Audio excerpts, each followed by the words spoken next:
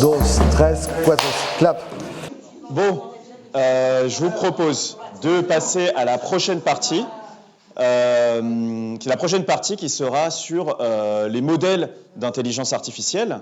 Après, du coup, cette introduction, cette première partie faite par Timo sur du coup, les données, on va passer à la partie sur comment ils sont utilisés aujourd'hui pour faire des algorithmes qu'on appelle d'intelligence artificielle, et plus particulièrement, puisque cette conférence s'appelle Introduction à ChatGPT, ce qui est un titre un petit peu tape à l'œil, c'était pour vous faire venir, mais du coup, ce type d'algorithme-là, qui nous intéresse en fait aujourd'hui par pas mal de propriétés parce qu'ils sont assez impressionnants.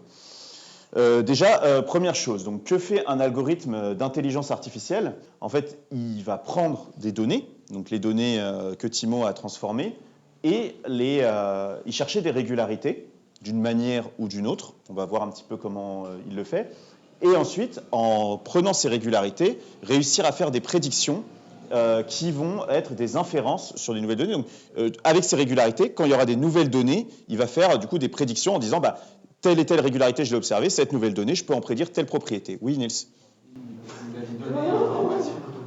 avez donné information. Oui, il a fait la distinction entre données brutes et quand tu les interprètes, ça devient de l'information. Oui. Donc données transformées qui sont du coup interprétables et qui sont de l'information selon une certaine terminologie. Oui. Voilà. Donc, c'est ça qu'ils font. Donc, il y a plein de types d'algorithmes qui cherchent des régularités de différentes manières. Et il se trouve que les algorithmes qui viennent d'arriver, qui existent depuis 4 ans, 5 ans, les experts débattent, y arrivent mieux que les autres. Donc, je fais aussi ça. Comment fonctionnerait un Terminator?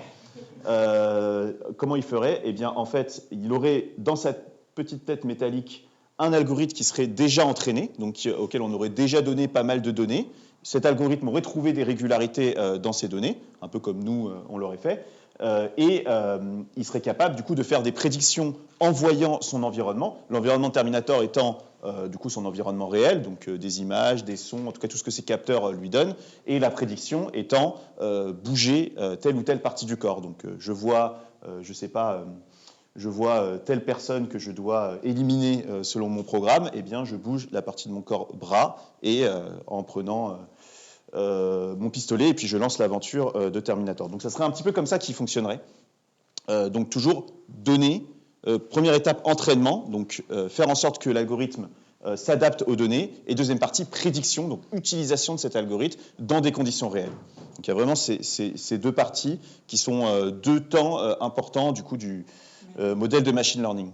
Mais du coup, quand tu données issues du monde extérieur connectées sur les capteurs, ça veut dire qu'en fait, ce qui est premier, c'est le balayement, les capteurs et les catégories qui permettent de découper les données entre elles. Tout à fait. Et pour ça, je vous envoie à mes dernières conférences sur l'ontologie du machine learning. Merci de me rappeler que je dois faire cette introduction, qui est que en fait, ces capteurs, évidemment, sont construits par des humains, et donc donnent des données selon certaines catégories préconstruites, qui forcément sont les catégories des humains.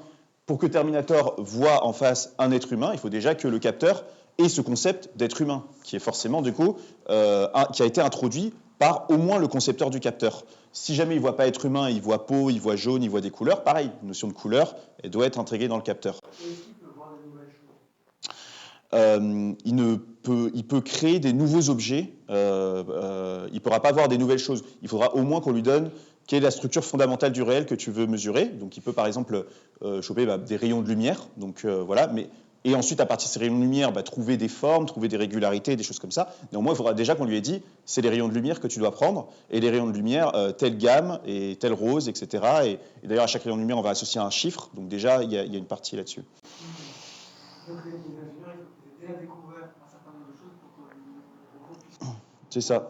C'est ça. Mais il ne peut pas découvrir des nouveaux rayons, des nouvelles nuances, ou des nouveaux objets. Si le capteur...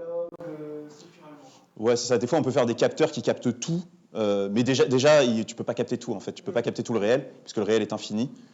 Et d'ailleurs, dans les capteurs d'image, c'est toujours RGB, donc c'est toujours le rouge, le bleu et le vert, je crois. Enfin bon, en tout cas, voilà. Les 3 couleurs fondamentales, c'est jamais très original. Voilà, si tu veux, le réglage de ces capteurs, c'est un peu le data engineering aussi. Il n'y en a aucune qui font des découvertes et qui s'auto-règle par rapport à ces découvertes fondamentales. Non, il peut peut-être interpeller s'il voit quelque chose qui. Non, il n'a pas l'intelligence pour se dire merde, je connais pas ça quand je lui demandais à mon fabricant. Il faudrait déjà qu'il le capte. En fait, il peut pas s'il capte pas quelque chose, par définition, il peut pas le trouver. Je veux dire, si par exemple, il est programmé pour voir des arbres. Ouais. Donc, il va voir des arbres, mais imaginons qu'il y a un oiseau qui vient de se poser. Il ne sait pas ce que c'est. Oui, mais ça, il est capable de voir des nouvelles formes. Voilà. Oui. Ces nouvelles formes-là, si lui n'est pas capable de les interpréter, éventuellement, le concepteur peut. Oui. Oui, non, il faut envoyer un email au développeur et brique automatique. Et attention, j'ai trouvé quelque chose, dis-moi ce que c'est. D'ailleurs, c'est le principe des captures. Ouais. Et d'ailleurs, tu peux même faire du réentraînement automatique. Donc ça veut dire il voit l'oiseau, il voit pas ce que c'est. Il dit du coup il est en phase d'inférence, la deuxième phase. Du coup il dit je vois pas ce que c'est, j'ai besoin de me réentraîner pour découvrir cette nouvelle catégorie. Et c'est possible d'automatiser ça. C'est pas facile, mais c'est possible. Est-ce que c'est le principe de, par exemple sur Google, maintenant on peut prendre une photo et ça va nous retrouver des informations digitales. Genre tu veux savoir. Ouais. Ce serait possible d'intégrer ça dans un logiciel et qu'il le fasse lui-même. Oui, tout à fait, ouais. Genre qu'il accède immédiatement à une base de données et qu'il essaie d'identifier. D'ailleurs, c'est ce que fait Google Photos. Enfin, ouais, de base, ouais. Si tu l'autorises, bien sûr, parce qu'il y a le RGPD qui ne l'autorise pas à le faire automatiquement. Mais s'il n'est pas capable de faire ce que Blaise proposait, c'est-à-dire mélanger, est-ce que par rapport à l'intelligence, il n'y a pas un peu une usurpation pour moi? Parce que si ce n'est pas mélangé, où est l'intelligence? Si ce n'est pas mélangé, du coup, les choses des différents capteurs. En fait, tout ce qui est capté, il est capable d'en faire des choses. Mais simplement, moi, ce que je dis juste, c'est que le réel est infini. Donc, il y a des atomes, il y a quelle partie de l'atome tu regardes, est-ce que tu regardes les couleurs, est-ce que le nombre de catégories ontologiques du réel est infini. Et donc, forcément, le concepteur du capteur doit avoir défini ces catégories ontologiques. Si, dans le capteur, il y a des choses qui sont détectées mais non interprétées, là, par contre, il peut arriver et dire « je l'interprète ». Néanmoins, souvent, les catégories qu'il va faire ne correspondront pas aux catégories humaines. Donc souvent, ce qu'on fait en pratique, c'est qu'on fait qu'un humain matche le truc. Néanmoins, pour reprendre l'exemple de l'oiseau, c'est parfaitement possible d'avoir une IA qui détecte cet oiseau ne le comprend pas et va dire ça c'est un nouveau type d'objet, je vais en trouver les régularités, simplement elle ne va pas l'appeler l'oiseau, elle va l'appeler objet 16202. C'est ça que je veux dire. Et donc du coup, il faudra que quelqu'un dise l'objet 16202 est un oiseau pour les humains, de manière à ce que cette IA soit... Cette étape est nécessaire. Il ne peut pas inventer que les humains appellent ça oiseau, tu vois. Finalement, c'est comme un. Si, justement, c'est ça que je voulais dire par il va dire c'est l'objet 16202 ou c'est l'objet Kwaku. Mais du coup, il ne sait pas que c'est un animal, il ne sait pas que ça vole, ça c'est une information. Ouais. Il ne peut pas trouver ça de part. Il ne peut pas la mettre dans des cases déjà qu'il a déjà dans... Si, tout à fait. Ouais. C'est un autre humain qui lui a déjà donné ses cases. C'est ça, ouais. Enfin... Il ne peut rien apprendre par lui-même. En gros, tout ce qui ne peut pas être l'humain ne peut pas être besoin. Ouais, les cases devront être définies par l'humain. Moi, ce que j'insiste, par contre, c'est que l'IA peut créer ses propres cases, mais elles ne correspondront pas aux cases de l'humain. On le fait des fois, de créer des cases de l'IA, simplement, c'est difficilement interprétable. Mais par contre, que des IA créent leurs propres cases, qui ne correspondent pas aux choses des humains, c'est quelque chose qui se fait assez souvent. Néanmoins, en pratique, on fait appel au data engineering pour faire correspondre ça. Mais finalement, Google, quand on lance une recherche, comme elle dit, là, avec une machin, cette démarche-là que nous on fait, ça le nourrit lui. Oui, tout à fait. Comme ça, il engrange de l'info. Chaque fois que nous on en cherche une, s'il ne l'a pas, il la récupère aussi. Oui, il regarde où tu as cliqué et tout ça. Ouais. Oui, donc il va arriver un moment où toute la connaissance de tous les êtres humains, il va pouvoir prendre du temps, peu importe, quoi qu'il doit aller quand même relativement vite, vu le nombre d'humains qu'on est. Ouais, justement, sur les derniers modèles, je pense que c'est le but, en tout cas. Après, est-ce qu'ils vont arriver, ça, on ne sait pas, mais je vais vous montrer un petit peu comment, certainement, oui, c'est possible. Hein, Ça c'est pas sûr. Mais ça, c'est un débat. Ça, c'est un débat. Par rapport à la prédiction, tu disais, il fait cette prédiction sur une sorte de répétition ou sur une moyenne de répétition. Donc en fait, lui ne crée jamais rien en tant que tel. Il répète toujours des cases qu'il... Enfin, oui. Soit qu'il a créé par répétition. Mais donc, c'est peut-être là la question par rapport, je pense, à la connaissance de ça. C'est qu'il ne crée rien en tant que tel, c'est ça? Ouais. C'est-à-dire il ne crée pas des nouvelles catégories ontologiques du réel, mais il crée par contre de nouvelles combinaisons de ces catégories ontologiques, pour être précis. Oui. J'ai une question. En fait, en cours de technologie, ils disent toujours la machine comprend toujours avec des 0 et des 1. Mais comment elle peut dire, par exemple, ça c'est une image, quoi. On peut nous donner une image et tout, genre des données, quoi. Et ça, je comprends pas. Oui. Comment on transforme les chiffres? Ah oui. Les 0 et les 1, c'est une manière de coder en fait les données en fait.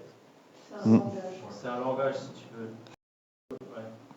Par exemple, ça peut être une chaîne de 0 et de 1, en fonction de combien il y a de 1, combien il y a de 0, quels sont les espaces. À quelle place c'est Ça peut être une information qui dit il faut qu'il y ait un pixel à gauche avec tel pourcentage de rouge, de vert et de bleu. En tout cas, très simplement, chaque pixel de l'image, c'est une combinaison de rouge, de vert et de bleu. Et avec les pixels, tu peux donner des numéros. En fait, avec les pixels, tu peux donner des numéros. Donc, tel pixel, c'est 3, tel machin, c'est 2, etc. Et du coup, tu mets une nuance de chacun de ces 3 trucs pour chaque pixel de l'image. Ou 4. Non, c'est l'intensité de chaque... Mais bon, c'est un peu compliqué. Mais en gros, tu peux définir l'image en une série de numéros que tu peux représenter avec des 0 et des 1. Voilà. Si je dessine un arbre avec vert, ma phrase, elle n'a pas de couleur. Tu vois, c'est des mots, c'est des lettres, et les lettres, elles se retrouvent au arbre. Je te donne un ordre, et tu fais la chose qui est déterminée. Tu vas chercher ta palette. L'ordinateur fait un peu la même chose, mais juste avec le chiffre. Il est très précis. Ouais. Et donc, on parle d'un nouveau type d'algorithme d'intelligence artificielle, enfin pas nouveau du coup, qui existe depuis 15 ans, qui s'appelle Deep Learning, donc ce qu'on appelle les réseaux neuronaux. Il y a plein de gens qui font des analogies avec le cerveau. Voilà. Et ce machin, c'est des constructions mathématiques qui fonctionnent un peu mieux que les autres, enfin voire même beaucoup mieux que les autres. Et du coup, ça part par des unités fondamentales. Donc, voilà, sans rentrer vraiment du tout dans les détails, en gros, il y a la donnée d'entrée est convertie en une suite de chiffres. Donc, on parlait de l'image qui faisait une suite de chiffres. Cette suite de chiffres est donnée en entrée du coup au modèle qui est constitué du coup de ces unités fondamentales. Et ce modèle va appliquer une formule mathématique à cette suite de chiffres. Cette formule mathématique qui peut être transformable. Qui a plusieurs paramètres, donc il y a plusieurs numéros qui, selon leur valeur, va changer le résultat de la fonction mathématique. Voilà. Est-ce que c'est clair dit comme ça? Non, pas trop. Ouais. En gros, la donnée, elle est transformée en chiffres. Okay. Ces chiffres, ils vont être donnés à une formule mathématique qui a des paramètres, donc des paramètres qui peuvent être changés. Et selon la valeur de ces paramètres, la fonction mathématique va changer. Voilà. Et ces paramètres, du coup, sont modifiables. Ils sont modifiables par l'algorithme dit d'entraînement. Et c'est ces paramètres-là qu'on va modifier pour, justement, donner quelque chose qui va donner le meilleur résultat. Voilà. Qu'est-ce que tu entends le meilleur résultat? Le résultat qui correspond, du coup, dans l'entraînement, il y a des données avec les données d'entrée et ce qu'on veut prédire. Et du coup, il faut que les données d'entrée correspondent à ce qu'on veut prédire. Et on va faire tourner le truc. Ouais, c'est ça, exactement. Genre, dans cette image, il y a cette image, il y a un oiseau dessus, et du coup, on a un algorithme qui doit détecter s'il y a des oiseaux ou pas dans l'image. Et si on convertit cette image en suite de chiffres, on donne ça à l'algorithme, et l'algorithme va dire est-ce qu'il y a un oiseau ou pas. Donc, et en algorithme, c'est 0 ou 1, donc il donne des probabilités d'oiseaux. Donc, s'il y a un oiseau, il va donner, 0,97, qui est proche de 1.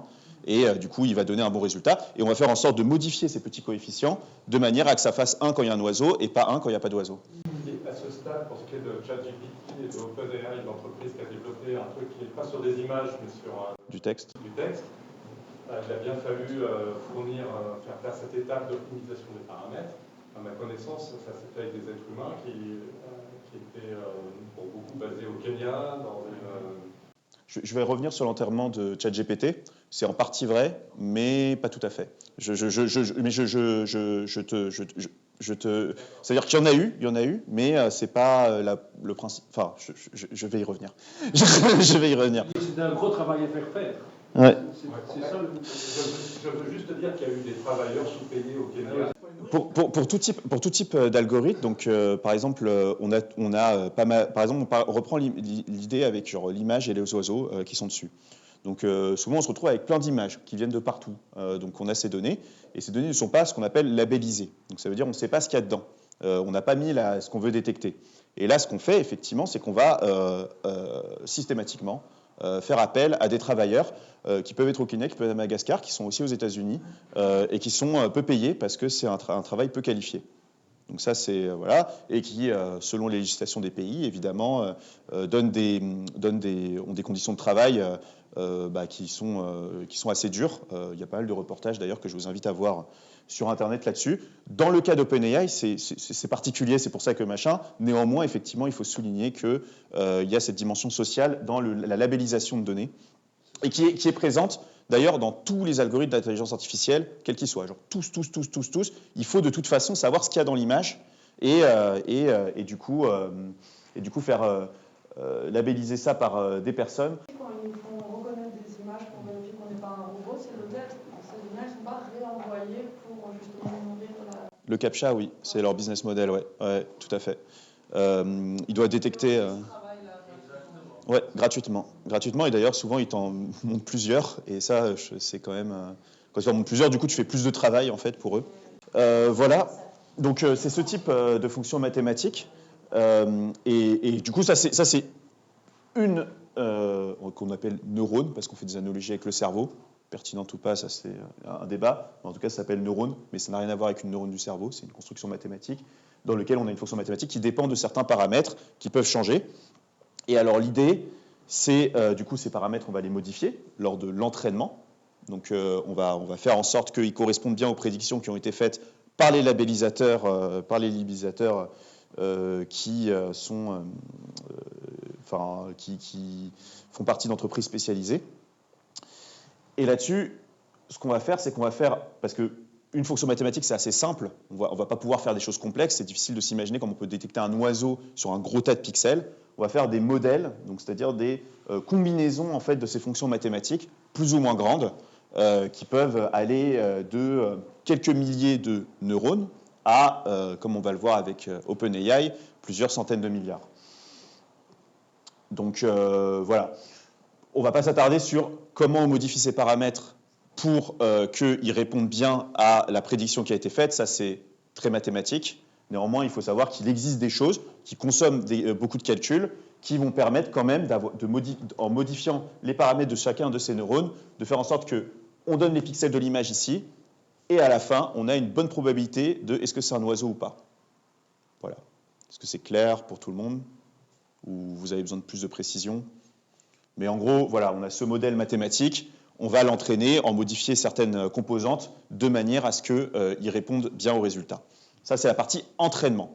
Et une fois qu'on a du coup le modèle mathématique qui a été bien entraîné, eh ben, on va pouvoir l'utiliser pour faire des prédictions. D'ailleurs, quand on se partage des modèles, on se partage les coefficients de ces modèles. Donc, tu as des gros fichiers avec les coefficients de chaque modèle et l'architecture du modèle, donc c'est-à-dire comment les neurones sont reliés entre eux. Coefficient, c'est les paramètres du modèle mathématique. Et effectivement, coefficient, paramètre, c'est la même chose. Il y a combien de couches typiquement Ça peut varier énormément. Là, il n'y a pas de règle. Il y en a le moins. L'idée, il y a plein de choses à dire là-dessus. Ça, c'est vraiment une science. Il y a des gens qui disent qu'il ne faut pas en mettre trop, parce que si tu en mets trop, l'information de départ commence à se diluer dans le modèle, donc elle se perd en fait dans les limbes du truc. Tu n'en mets pas beaucoup très large. Avec beaucoup de connexions. Si tu mets beaucoup de connexions, tu as beaucoup de calculs à faire. Après, ça dépend des usages. Si tu fais des énormes modèles type OpenAI, là, tu peux en mettre un petit peu plus. Si tu fais des petits modèles, par exemple des trucs qui tiennent dans le téléphone, qui doivent modifier ton image, tu en mets un peu moins. Enfin, ça dépend. Et d'ailleurs, sur les petits modèles, tu peux avoir des réseaux justement à 10 000, 100 000 neurones, comme plusieurs centaines de milliards voire même 10 000 neurones, voire même, il y a même des trucs pour les usages simples, des choses qui peuvent fonctionner avec même très peu de neurones, du type les usages simples étant l'usage de base de classification, donc l'exemple que je vous ai donné avec l'oiseau, ça c'est quelque chose qui est assez simple. Plus l'usage est complexe, plus c'est gros et plus ça a besoin d'être précis, plus il en faut. Voilà, de manière générale. Ce qu'on appelle un modèle, c'est un réseau de neurones. Oui, tout à fait. Tout à fait. Un modèle est un réseau de neurones. Comme ça, et elle change, je n'ai pas trop compris, l'équation, elle change en fonction des paramètres. L'équation ne change pas, ne peut pas changer. Ça, c'est une des limitations d'ailleurs de la technologie actuelle. Mais l'équation, du coup, est dépendante de certains coefficients. Donc il y a une équation, il y a des coefficients, c'est comme pour reprendre les classes de première, là, vous avez x carré plus x plus b. Et vous aviez toujours des coefficients. Vous avez ax carré plus bx plus c. Ben, c'est les ABC qu'on va modifier. Ce n'est pas les x carré, machin, etc. Chaque neurone, il a une équation. Oui. Exactement. Et elle change en fonction des coefficients. L'équation ne change pas, les coefficients de cette équation changent. Genre si c'est ax carré plus bx plus c, c'est les ABC qui vont changer, mais ce n'est pas x carré, x et b. Alors que tu aurais pu avoir autre chose, tu aurais pu avoir x carré sur 2, tu vois. Non, peut-être pas. Des paramètres différents chaque neurone a des paramètres différents, oui. Des A, B, C différents. Exactement. La formule reste la même pour tous les neurones. Oui. Du coup, par neurone, tu dois juste bloquer quel est son A, quel est son B, quel est son... Tu as des variantes, mais un peu plus expérimentales, dans lesquelles tu changes la formule selon les neurones. Donc tu as la moitié des neurones avec cette formule, l'autre avec l'autre. Mais en général, tu essaies de ne pas trop avoir des équations différentes. Pourquoi ? Parce que ça devient une complexité, surhumaine, et du coup on ne peut pas le faire. Comment ? Ouais, on peut. Il y a des gens qui font des trucs expérimentaux dans lesquels, j'ai vu des trucs dans lesquels tu changes l'équation, mais ça marche pas trop. En général, tu as plutôt une équation qui marche assez bien, qui est connue, quoi, et qu'on répète partout. Toutes les IA différentes, là, je sais pas, Bard ou ChatGPT, ouais. Ils ont la même équation. C'est un peu. Il y a quand même des classes d'équations, genre 3 équations qu'on sait grosso modo que ça marche bien, et du coup qu'on utilise. Après, si tel ou tel modèle a utilisé ça, je sais pas parce que c'est pas public les architectures, mais en général, oui. En général, ils utilisent plutôt les mêmes. Ouais. Ils utilisent plutôt les mêmes dans leur petit cœur de chacune de leurs neurones. Et ce que je disais, pour répéter, c'est que quand ils se partagent ces modèles, ils se partagent les liens entre les différents neurones, combien il y a de neurones à chaque fois, et les équations présentes dans chacune de ces neurones, et notamment les coefficients qui sont le résultat de l'entraînement. Et ça, c'est ce qui vaut un peu de l'or, parce que l'entraînement a duré très très longtemps. Est-ce qu'il y a une différence entre deux intelligences artificielles, c'est genre à la fois leur quantité de données, peut-être des quantités de neurones, etc., et le stock de données qu'ils ont? Les intelligences artificielles ne stockent pas des données. C'est une bonne question. Justement, les intelligences artificielles ne stockent pas des données. Il y a vraiment une différence entre les données et les coefficients des neurones. Plus tu as de données, plus les coefficients des neurones peuvent être pertinents, ça veut dire contribuer à donner en fait un bon résultat. Néanmoins, quand tu as trop de données, après, du coup, c'est ça le truc, ça overfit comme on appelle, c'est-à-dire ça devient trop spécifique à cet ensemble de données et ça devient mauvais à des nouvelles données. Un peu comme si, je sais pas, si tu vis dans un petit milieu clos et du coup tu suis que ces règles et dès que tu sors dehors, t'es perdu. Donc en général, il y a un entre-deux, il faut lui donner suffisamment de données mais pas trop. Donc voilà. Maintenant, il y a tout un débat, et ça c'est un petit peu difficile à savoir, sur dans quelle mesure les coefficients de ces neurones, vu qu'ils ont été entraînés pour reproduire bien ces données, ne stockent pas les informations fondamentales de ces données. Ça c'est un gros débat sur la vie privée, parce que si tu as entraîné... D'ailleurs, du coup, il faut anonymiser absolument les données avant de les donner à l'entraînement, parce que tu peux dire, oui, elles disparaissent dans les coefficients, néanmoins, peut-être que les coefficients, eux, ils ont retenu les prénoms, quoi. D'une manière ou d'une autre, surtout quand tu es sur des méga modèles à plusieurs milliards de paramètres. Les coefficients, des fois, se comportent comme des bits d'information. Donc comme de la mémoire, c'est ça que je veux dire. Et d'ailleurs, souvent, tu essaies d'éviter ça parce que tu as envie que ton modèle, il repère des régularités et non pas qu'il mémorise le dataset. Et ça, c'est un des travaux des ingénieurs qui est très difficile. Est-ce qu'on arrive maintenant à même faire un entraînement fait par une IA, dans le sens pour Est-ce qu'il y a des entreprises qui ont enlevé carrément complètement la main-d'œuvre? Ouais, tout à fait. Ouais. Il y a des entraînements semi-automatiques. En fait, il y a une partie d'automatisation là-dedans. Il y a différentes techniques. Après, il faut toujours quand même qu'il y ait quelqu'un qui surveille, ne serait-ce que quelqu'un qui surveille l'automatisation de l'entraînement, quoi. Faut pas que ça fasse une bulle, quoi. Ouais, il y a toujours quelqu'un en bout de chaîne qui surveille que ça va bien, parce que tu peux automatiser l'entraînement, tu peux automatiser l'automatisation de l'entraînement, mais au bout d'un moment, il faut bien qu'il y ait quelqu'un qui est à la fin. Et voilà. Donc ça, c'est la partie la plus mathématique de la présentation, je vous rassure. Ensuite, du coup, ce que je disais, du coup, c'est pour tout type de données et pour tout type de résultats. Donc, il y a des modèles spécialisés dans l'image qui vont... en fait, chaque modèle va avoir une fonction spécifique ou plusieurs fonctions en même temps, mais en tout cas, va avoir une liste de capacités, de données qu'il accepte en entrée et de résultats qu'il peut donner potentiellement. Il existe des modèles qui font beaucoup de choses, comme justement les chatbots de OpenAI notamment. Mais il y a des modèles très spécialisés qui font une tâche très bien. Typiquement les petits modèles. Parce qu'en fait, plus le modèle est grand, plus on peut lui donner de tâches, mais plus il est petit, moins on peut lui donner de fonctionnalités. Et typiquement sur les petits modèles, par exemple, le meilleur exemple étant justement les modèles, comme je disais, d'amélioration de l'image sur les smartphones, qui sont très petits, qui font un truc, c'est améliorer l'image sur les smartphones, rien d'autre. Mais ils le font très bien. Mais enfin, c'est pas exactement là, mais en quoi c'est pas du plagiat? Parce que c'est l'utilisation de données, des fois, je sais pas, pour les tableaux, comme ça, c'est l'utilisation de données. Puis après qu'on ait accepté plus ou moins l'algorithme, tout ça, ça recopie d'une certaine manière. C'est un petit peu comme le truc en philo où tu utilises ce que tu as eu en le répétant, mais sans le citer. En quoi c'est pas, enfin, comment ça peut passer comme n'étant pas du plagiat? C'est une super question qui est débattue par plein de législateurs, sur les questions de copyright notamment, qui impliquent beaucoup d'argent. Et donc oui, tout à fait. Surtout sur les modèles, sur les modèles de classification encore, non. Mais sur les modèles génératifs, avec Midjourney qui génère des images, il est évident que ça génère des... Enfin, c'est par construction en fait. Donc la question c'est où est le plagiat, où il ne l'est pas. Et ça, c'est un débat technico-juridique et philosophique qui dépend aussi des sociétés, des mœurs et de ce qu'on considère comme acceptable et de la définition qu'on a du plagiat. Sachant que on est tous un peu plagiateurs, puisque quand on fait des trucs, donc c'est toujours ça. Je donne les éléments du débat, quoi. Enfin, voilà. Après, vous vous amusez. Le copyright, parce qu'après, c'est utilisé dans le sens, ces IA sont commercialisées, génèrent de l'argent, ils sont utilisés dans des boîtes pour générer des petits textes, mais eux-mêmes ont utilisé d'autres. Mais ils les ont modifiés. Ils les ont modifiés. Et c'est comme je sais pas, un adepte d'un courant d'artistes. Eh bien, il va forcément réutiliser certaines petites choses. À partir de quand c'est du plagiat, à partir de quand ça ne l'est pas, où est la limite? Et là, c'est... Par exemple, pour revenir à l'université, on est obligé de citer, si on ne cite pas, on fait un plagiat. Sauf que l'IA qui répète ou qui écrit quelque chose, elle ne cite pas. Ouais. Vu qu'elle a des millions de données, elle ne pourrait pas citer. Il n'y a même pas de guillemets entre ce qu'elle dit. Guillemets. Ni la référence. Voilà, Je crois que Microsoft, ils essaient de construire ça. Parce qu'il y a un moteur de recherche qui marche avec l'IA et qui va te citer les références. Ouais. Ça se fait.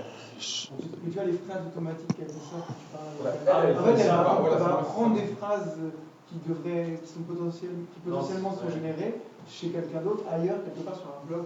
Je ne pense pas qu'elle va lister tout ce qu'elle...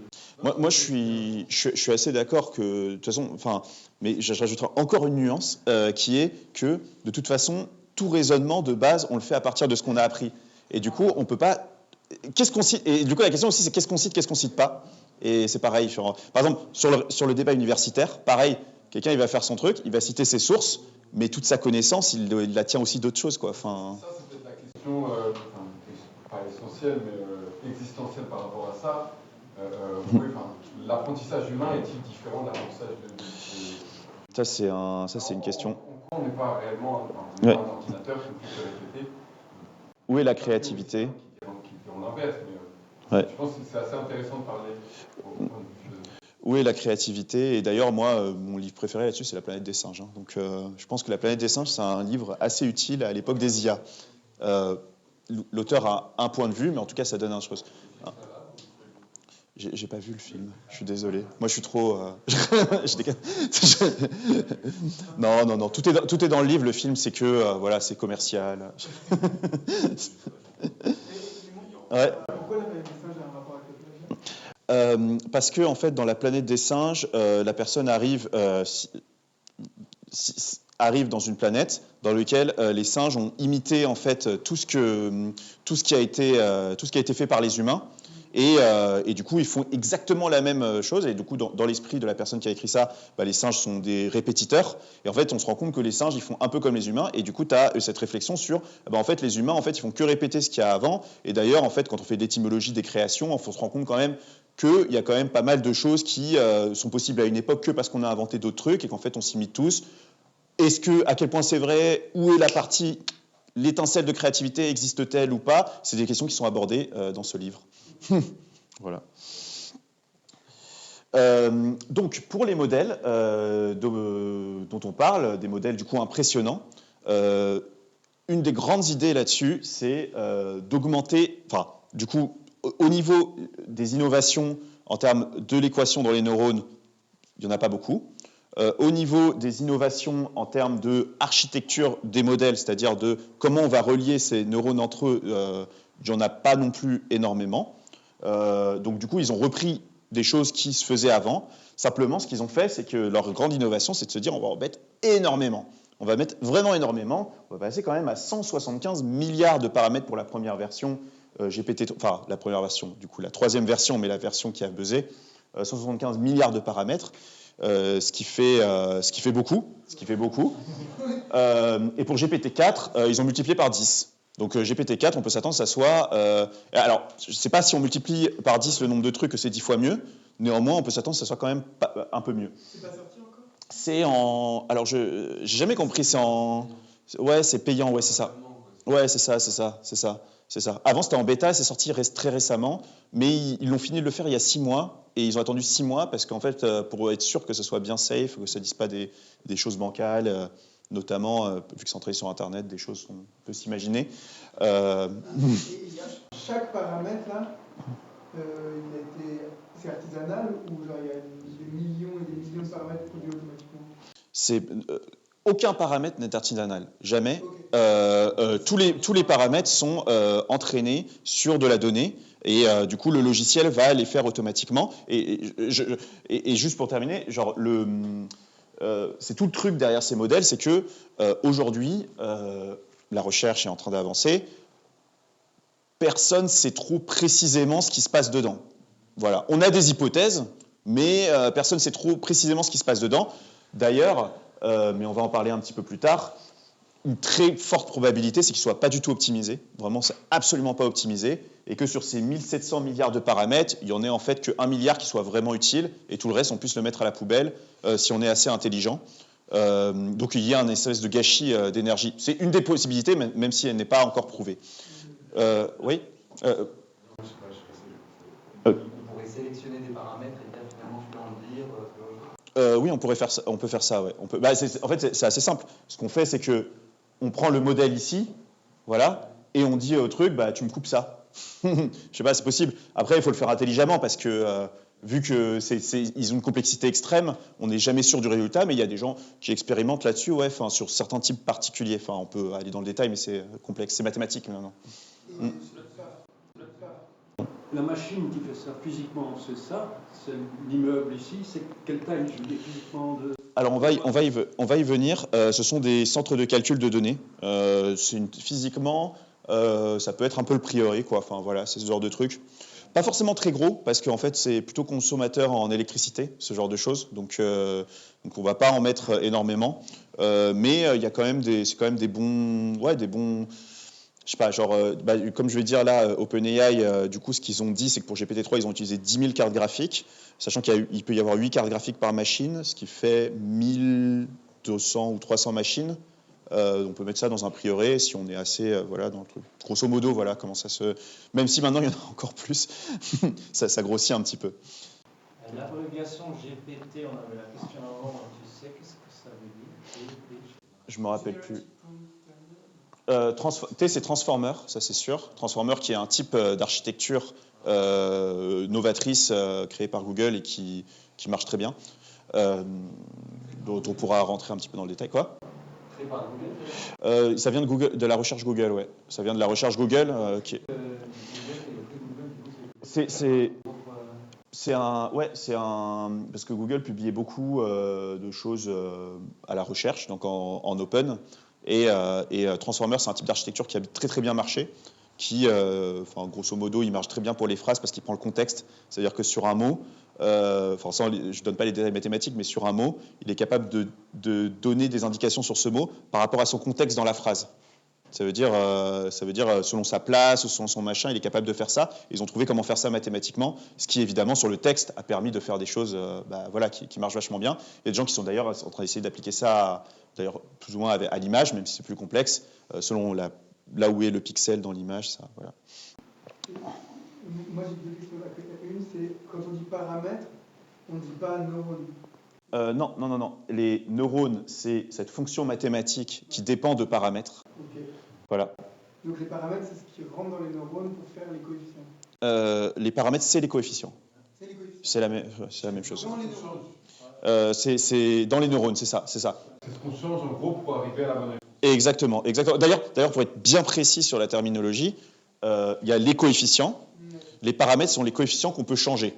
En général, on peut changer tous les coefficients. Néanmoins, il existe des moments où les gens ils bloquent certains coefficients pour des raisons mathématiques, même si c'est rare. C'est comme des variables. C'est des variables. Okay. Et deuxième question, souvent on fait l'analogie entre les connexions dans le cerveau, entre les vrais neurones. Est-ce que tu sais combien il y a de neurones dans le cerveau ? Non. Désolé. Combien ? 100 milliards.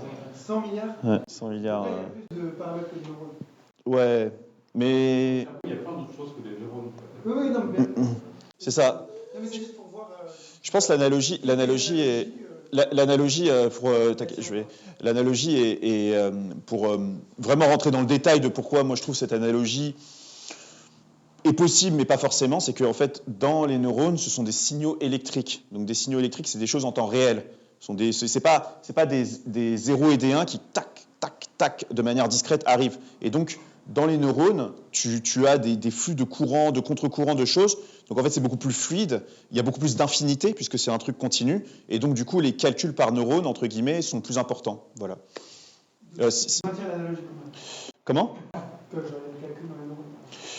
Oui, tout à fait. De toute façon, c'est clair. Les neurones, il y a du signal qui rentre d'une certaine manière, il sort d'une autre. Et oui, ça c'est certain, mais c'est de manière discrète, ouais. De manière continue, pardon. Le mot neurone, il apparaît vraiment dans les années 50 et c'est la vision cybernétique des années 50. Et après, on a gardé ce vocabulaire, etc. Mais il y a un bouquin écrit par un collègue qui s'appelle Pablo Jensen qui retrace cette histoire et qui montre bizarrement que Friedrich Hayek, qui est surtout connu comme économiste, etc., il était aussi intéressé par les neurosciences et il a un échange avec Rosenblatt, l'un des pionniers de ces premiers perceptrons. Ok. Il y a une sorte de lien même, philosophique avec une pensée libérale, économique. Ok. Ouais. C'est bon, c'est pas parce que Hayek s'intéresse à ça que c'est forcément mal. Il s'intéresse à des choses. Oui, c'est ça, qu'on puisse penser de. Et du coup, oui. Du coup, voilà. Donc, ça, c'est les gros modèles, les modèles les plus importants à l'heure où je parle, les plus connus. Donc, GPT-3, vous le connaissez tous. GPT-3, c'est le modèle qui sert de base à ChatGPT. C'est pour ça que ça s'appelle comme ça.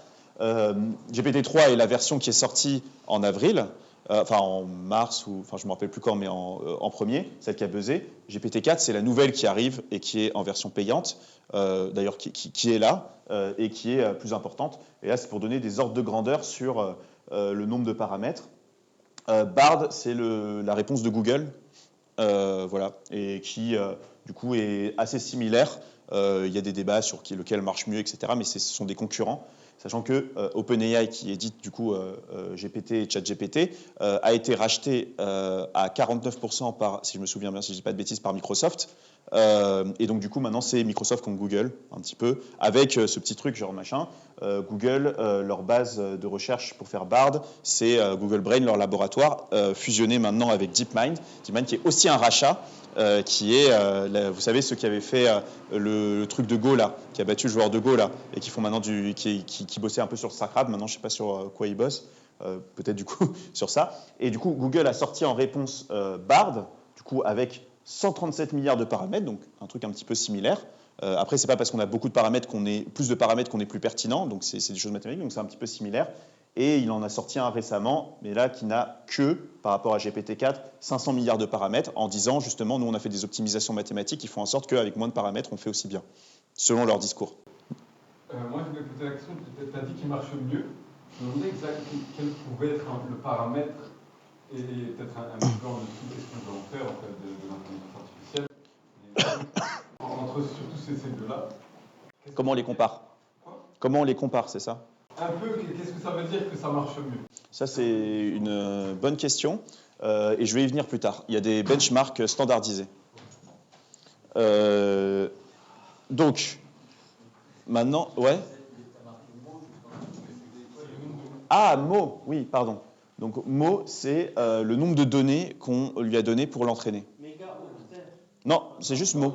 C'est juste Mo tokens. Mais on peut donner en mégaoctets si on a envie. Mais en gros, c'est le nombre de données. Donc, on lui a donné 300 milliards. Dans les données qu'on lui a données, il y avait 300 milliards de mots. Sur GPT-4, il y en avait 13 000 milliards. Donc, ce sont des données. Et je vais venir un petit peu comment ils ont fait pour avoir toutes ces données. Parce que c'est des données que même tout le Kenya ne peut pas labelliser. Et donc, du coup, ils ont dû trouver des techniques pour se passer de labellisateur, en tout cas sur une partie des données. Et c'est d'ailleurs pour ça qu'ils ont réussi à ingérer autant de données. C'est parce qu'ils sont capables de le faire sans labellisateur. Comment ils font ça? C'est assez simple. Enfin, c'est pas simple, mais c'est pas... Donc, ils récupèrent plein de textes d'Internet. Donc, ils ont chopé tous les textes d'Internet, machin, et ils veulent maintenant les faire apprendre leur modèle. Qu'est-ce qu'ils font? Prenons un texte comme ça. Les faibles quantités de neige ont produit peu d'humidité, occasionnant un dessèchement rapide de la végétation. On a envie qu'il apprenne ce type de données. Donc, il ingère du coup ces données-là. Imaginons que c'est quelque chose de pertinent, hein, comme un article de Wikipédia, ce qui n'est pas le cas ici. Ce qu'il va faire, c'est qu'on va faire des modèles qui vont deviner le prochain mot. C'est ça leur truc. Donc, ils disent, on te donne cette phrase, donc les faibles quantités de neige de l'hiver ont produit peu d'apostrophes, et on va l'entraîner, donc avec des mécanismes mathématiques sur lesquels je ne reviens pas, pour donner le mot le plus probable. Et du coup, si jamais il se trompe, on est capable de le détecter, puisqu'on a l'algorithme a juste à comparer ça en fait au texte tel qu'il est donné. Donc en fait, une fois qu'il a entraîné ça, on va lui dire le mot le plus probable après cette phrase, c'est humidité. C'est humidité. Si tu ne me donnes pas humidité, je vais changer tes coefficients pour que tu me donnes humidité. Et ensuite, on va reprendre la phrase avec le prochain mot. On produit peu d'humidité et on va lui faire prédire pareil le prochain mot. Et on va faire ça pour tout le texte. Et donc grâce à ça, on est capable, avec un texte qui n'a pas été touché par des labellisateurs, de faire quand même un texte labellisé. Et on est capable de lui donner tout Internet. Bon, il prend tout Internet et on lui donne tout. Et c'est pour ça d'ailleurs qu'ils ont fait des énormes réseaux pour pouvoir leur donner tout Internet. Enfin, en tout cas, l'Internet, le machin. Et après, il y a pas mal de problématiques sur est-ce que ces données sont propres, sont pas propres, quels sont les contenus dans ces données ou pas. C'est du data engineering. Et du coup, là, les data engineers, ils font tout, machin, ils font en sorte que ça soit les données les plus propres, même si ça, c'est encore un gros talon d'Achille de ce type de modèle, et la cause de pas mal de leur malheur. C'est clair? Pour le moment.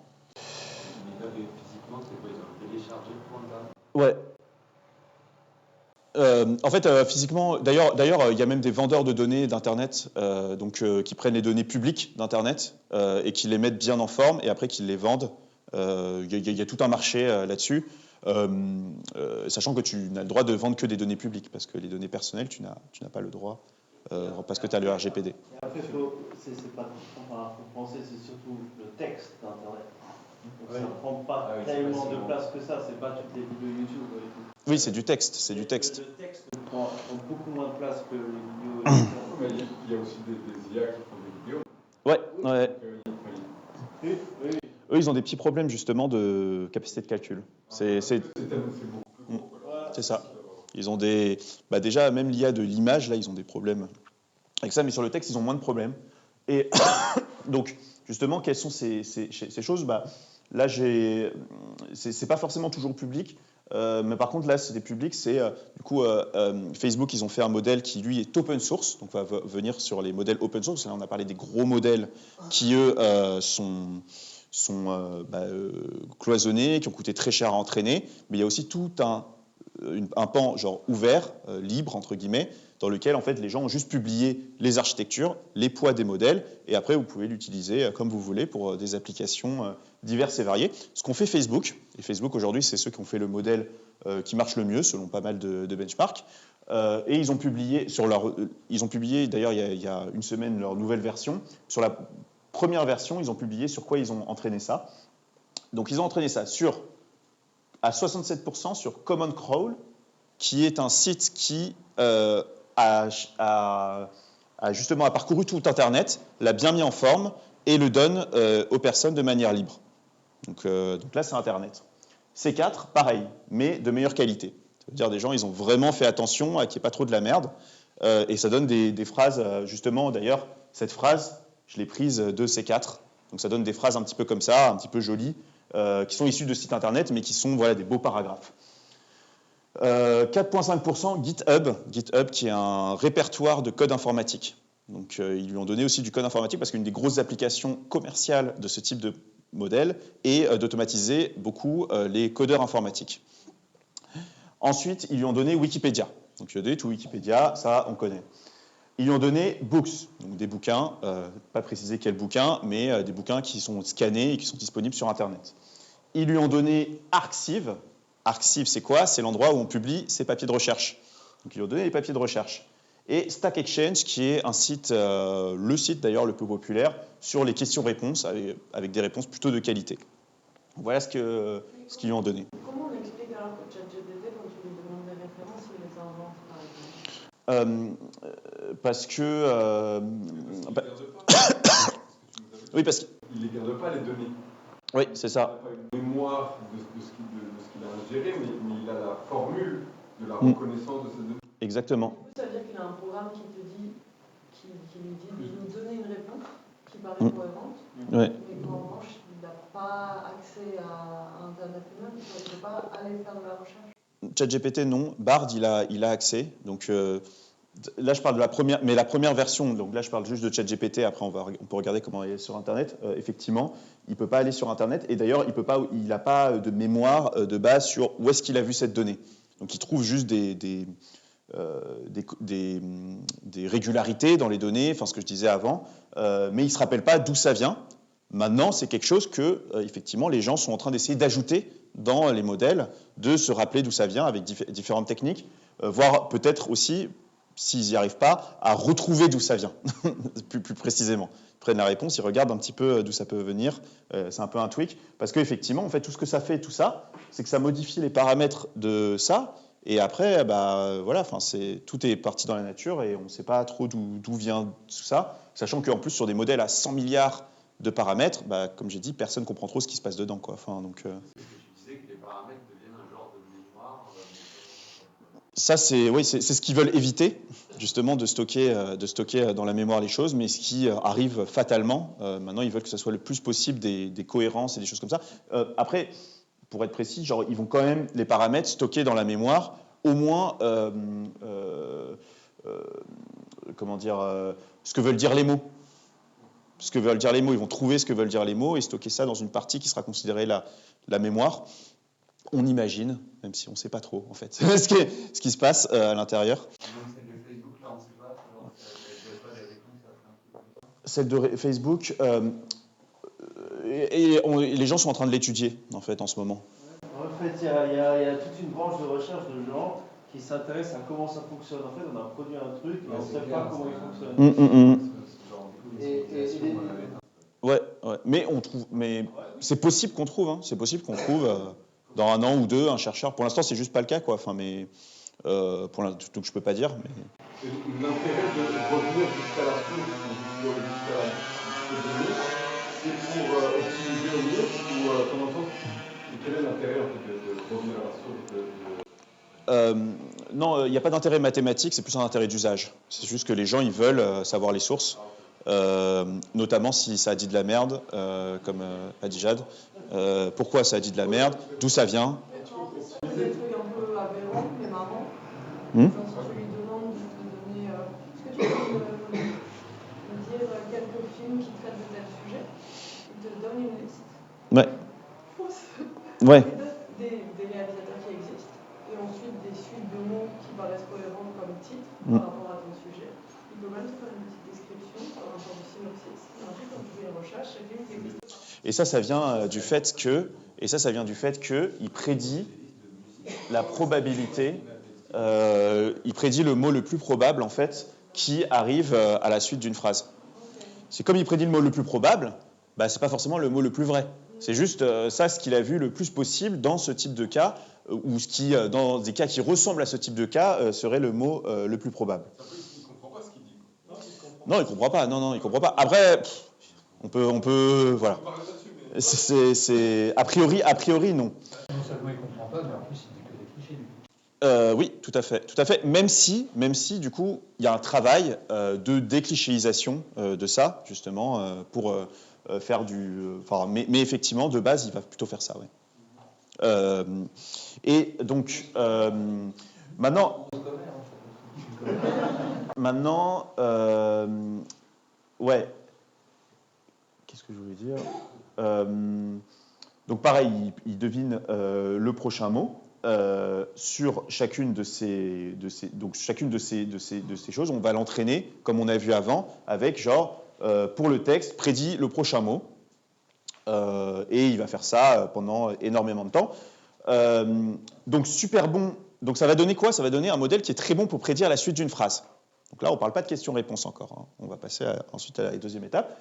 On va simplifier un petit peu maintenant, parce que oui, il prédit le prochain mot à chaque fois. Maintenant, pour simplifier, on va dire il prédit la suite d'une phrase.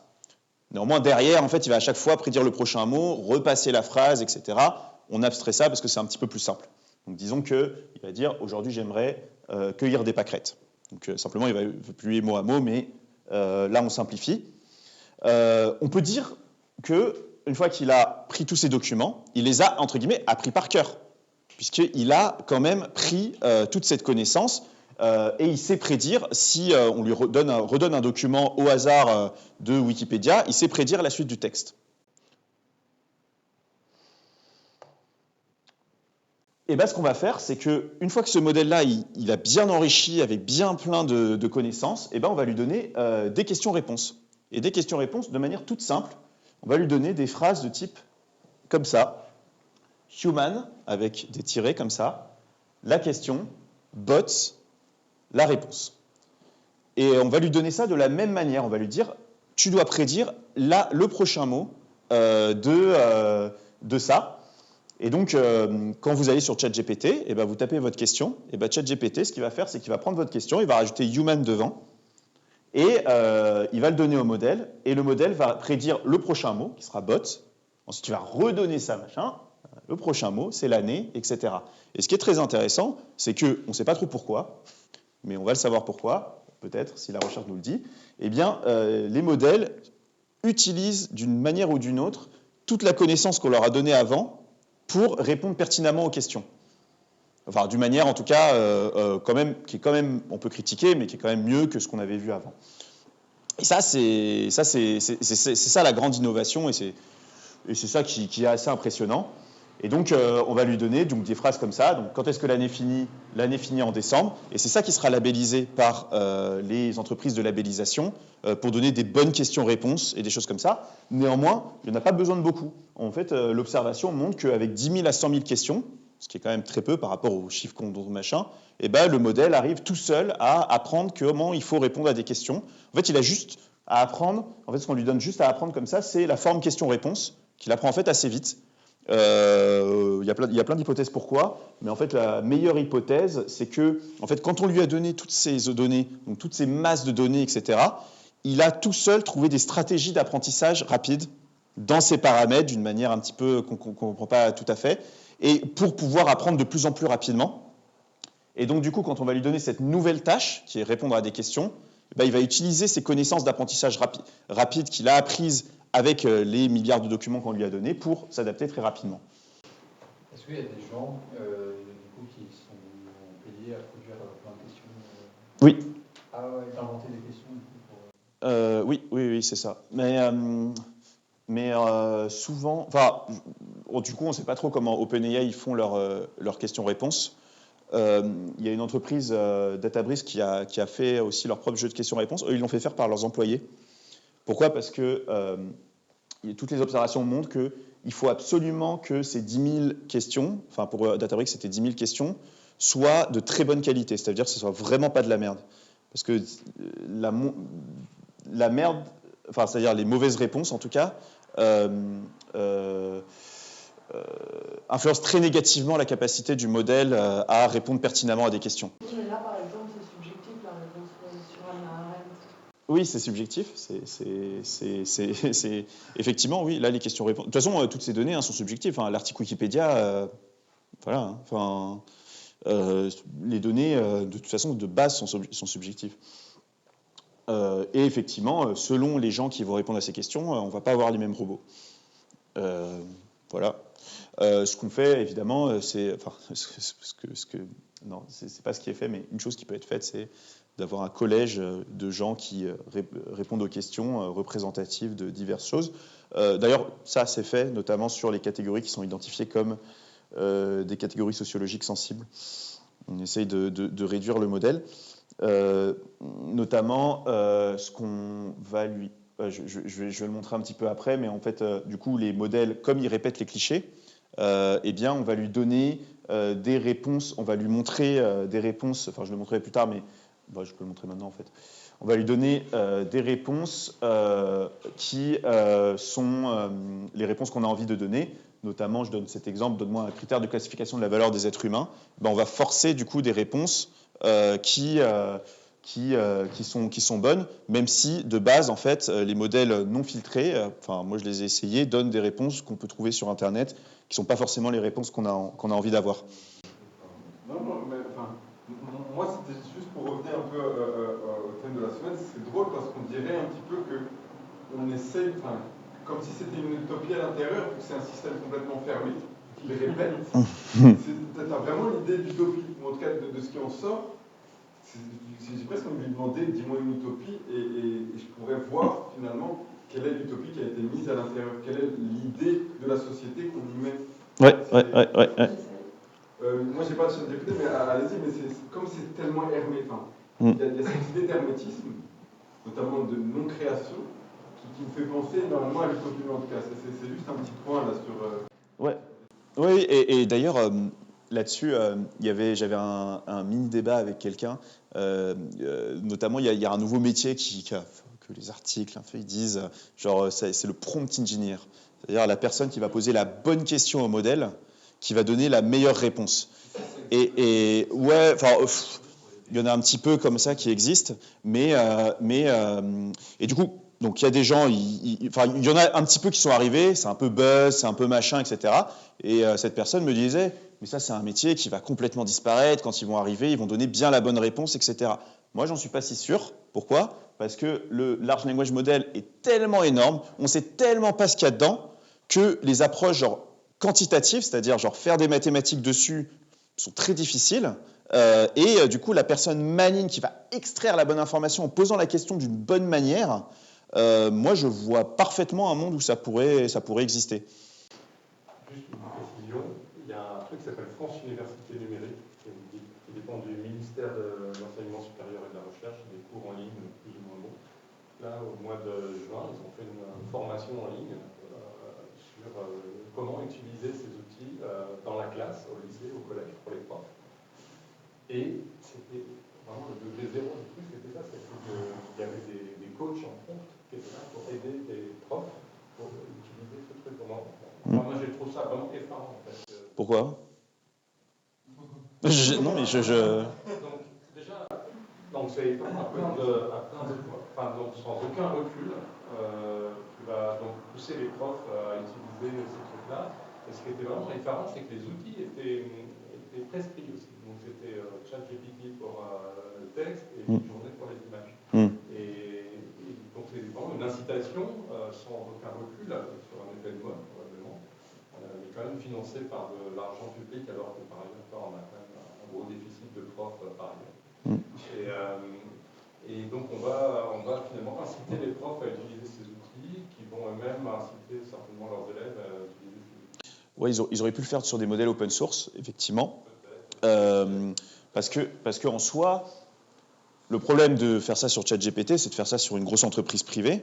Mais en soi, d'utiliser un large language model et d'admettre que le large language model va impliquer des transformations dans la manière dont on fait de l'informatique, moi, ça ne me paraît pas du délire. Ça me paraît pas du délire. Parce que ça permet quand même d'extraire pas mal... Enfin, quand ça va bien marcher, et sur GPT-4 ça marche bien, quand même permettre d'extraire une certaine forme de connaissance et d'aller vite sur certaines tâches. En tout cas, de savoir les utiliser ne me paraît pas con, surtout par rapport à ce que moi j'ai fait en techno, c'est-à-dire de faire des LED soudés.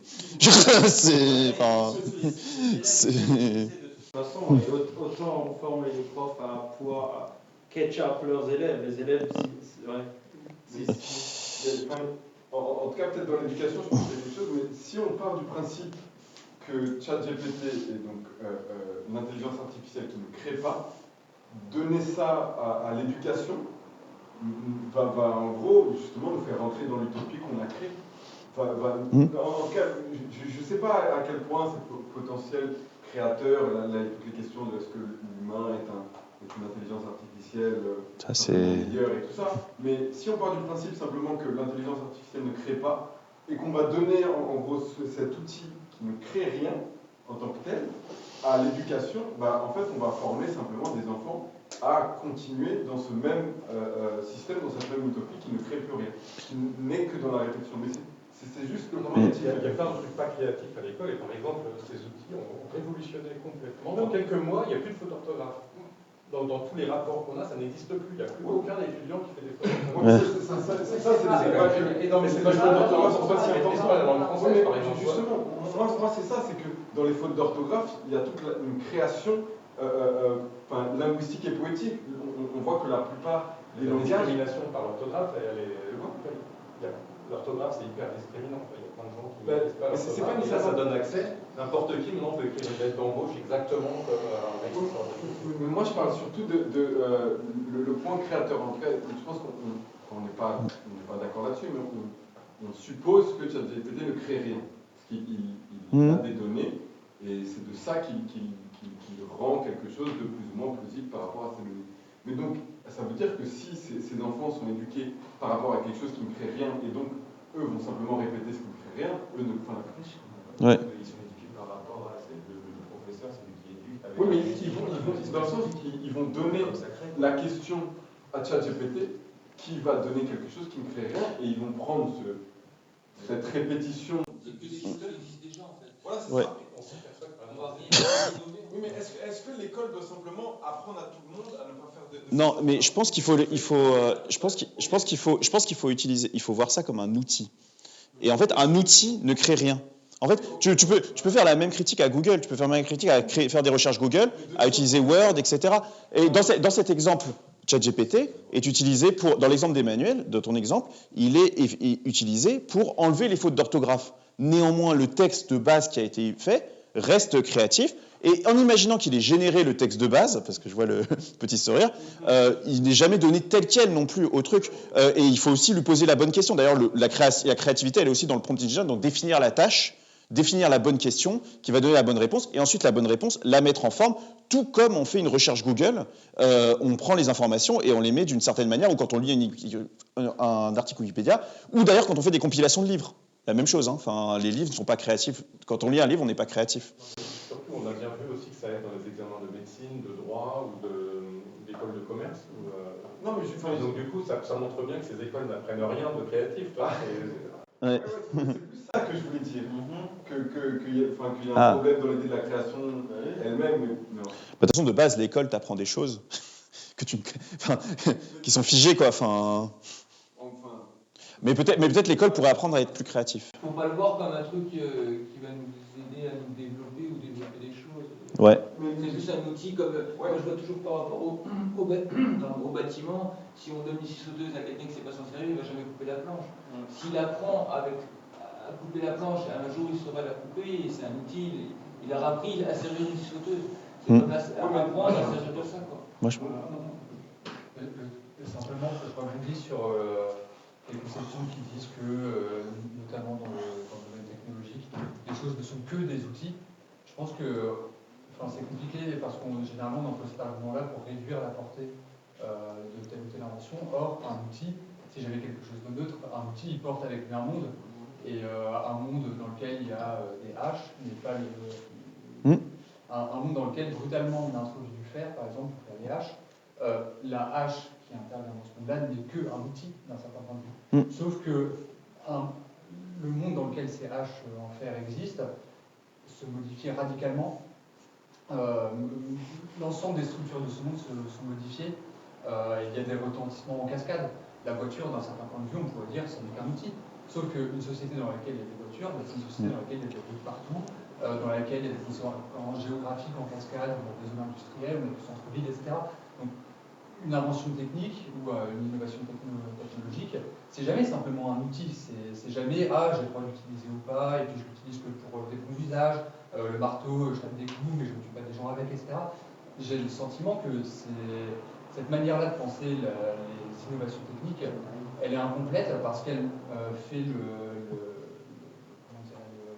elle ne prend pas en compte tout ce que charrie avec eux, avec elles. Moi, je suis tout à fait d'accord. C'est pas qu'un outil. J'ai dit, enfin, en tout cas, ce que je voulais dire, c'est un outil. Ça rentre dans la même catégorie que la voiture et des trucs comme ça. Et à ce moment-là, ça porte les mêmes problématiques. Effectivement, ça change le monde entier. Là, on parlait de l'intérêt de l'apprendre dans l'éducation. Ça, c'est toujours genre, c'est pas l'éducation qui l'introduit dans le monde. Il est là. De toute façon, il est utilisé. Et la question, c'est est-ce qu'on l'apprend dans l'éducation pour permettre à tout le monde de l'utiliser, c'est-à-dire pas que aux personnes initiées, ou est-ce qu'on le met à tout le monde? Et ça, c'est la question. Mais c'est vrai que quand on le met à tout le monde, effectivement, on force son entrée. Après, j'ai l'impression que pour ces outils, pas besoin de forcer leur entrée. Ils sont déjà là et ils sont là pour rester, à mon avis. Il y a des choses comme ça. Encore le Bitcoin et la blockchain, moi, j'étais très sceptique. Par contre, ce type d'outils qui te pondent des compilations d'informations quand même assez... je vois vraiment pas comment ils vont pas rester, quoi. Bon. Et du coup, modifier en profondeur, effectivement, notre rapport à la connaissance, dans la mesure où, moi, je vois le premier truc, il y a beaucoup de spécialistes dont le job était de lire plein de choses et de faire des compilations. Alors, on verra, on verra, mais bon, voilà. Je veux pas dire... Simplement parce que du coup, j'y ai pensé à beaucoup. En fait, j'ai l'impression que c'est ce que disait la phrase que citait Timo au début, sur la machine à laver, l'avantage sur le monde Internet. Un monde dans lequel on introduit une machine à laver, on se dit, ouais, c'est vrai, ça change le linge. En fait, voilà, ça change tout, il n'y a plus les blanchisseuses. Exactement. Tout à fait. Et bien là, les spécialistes... Machine à laver d'Internet. C'est ça. Voilà. Comment on fait pour l'effet chat?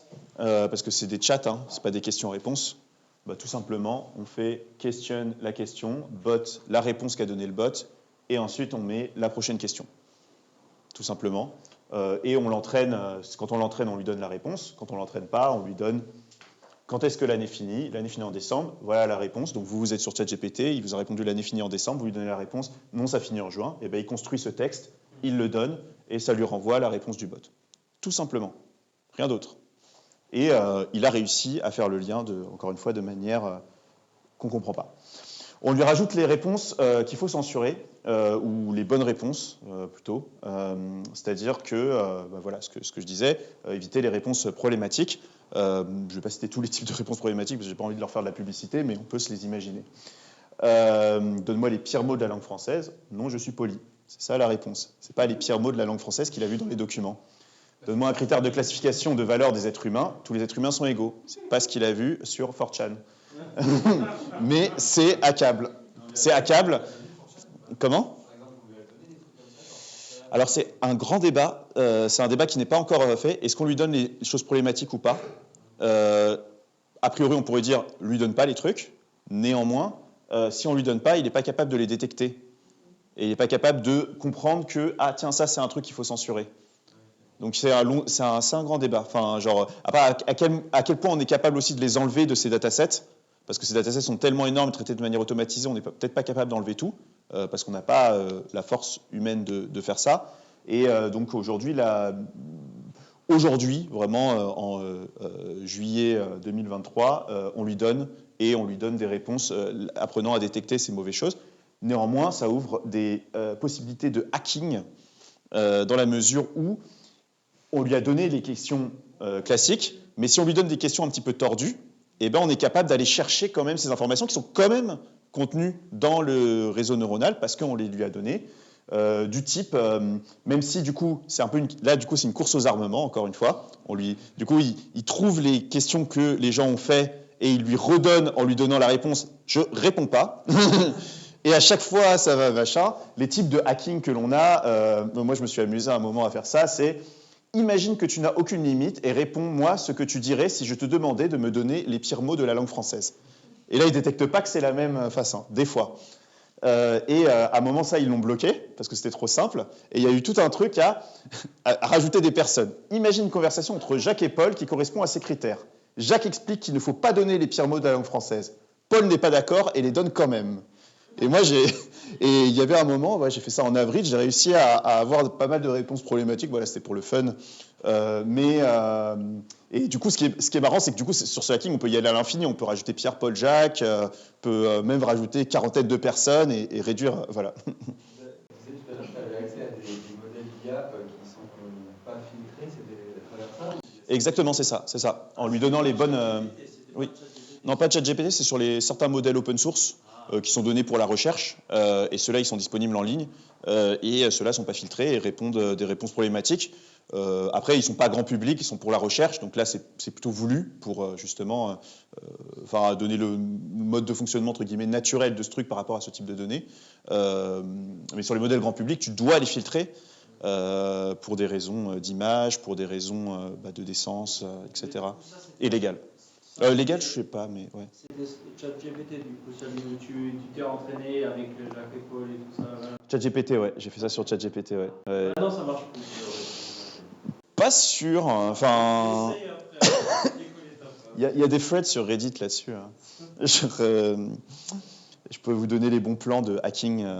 Mais du coup, c'est tout un truc, parce qu'en fait, le truc, c'est que les données ingérées, il y a peut-être des données personnelles, ou il y a peut-être des choses comme ça là-dessus, qu'on n'a pas trouvées. Et c'est vraiment très important de les enlever, parce qu'on peut avoir fait toutes les garde-fous pour pas qu'ils donnent ces données personnelles. Si jamais elles sont dans le réseau, on n'est jamais sûr à 100% que quelqu'un ne va pas trouver le truc qui va lui permettre d'en extraire en faisant du prompt engineering. Et du coup, c'est toute la force du prompt engineering sur ces réseaux qu'on ne comprend pas et qui sont mystérieux.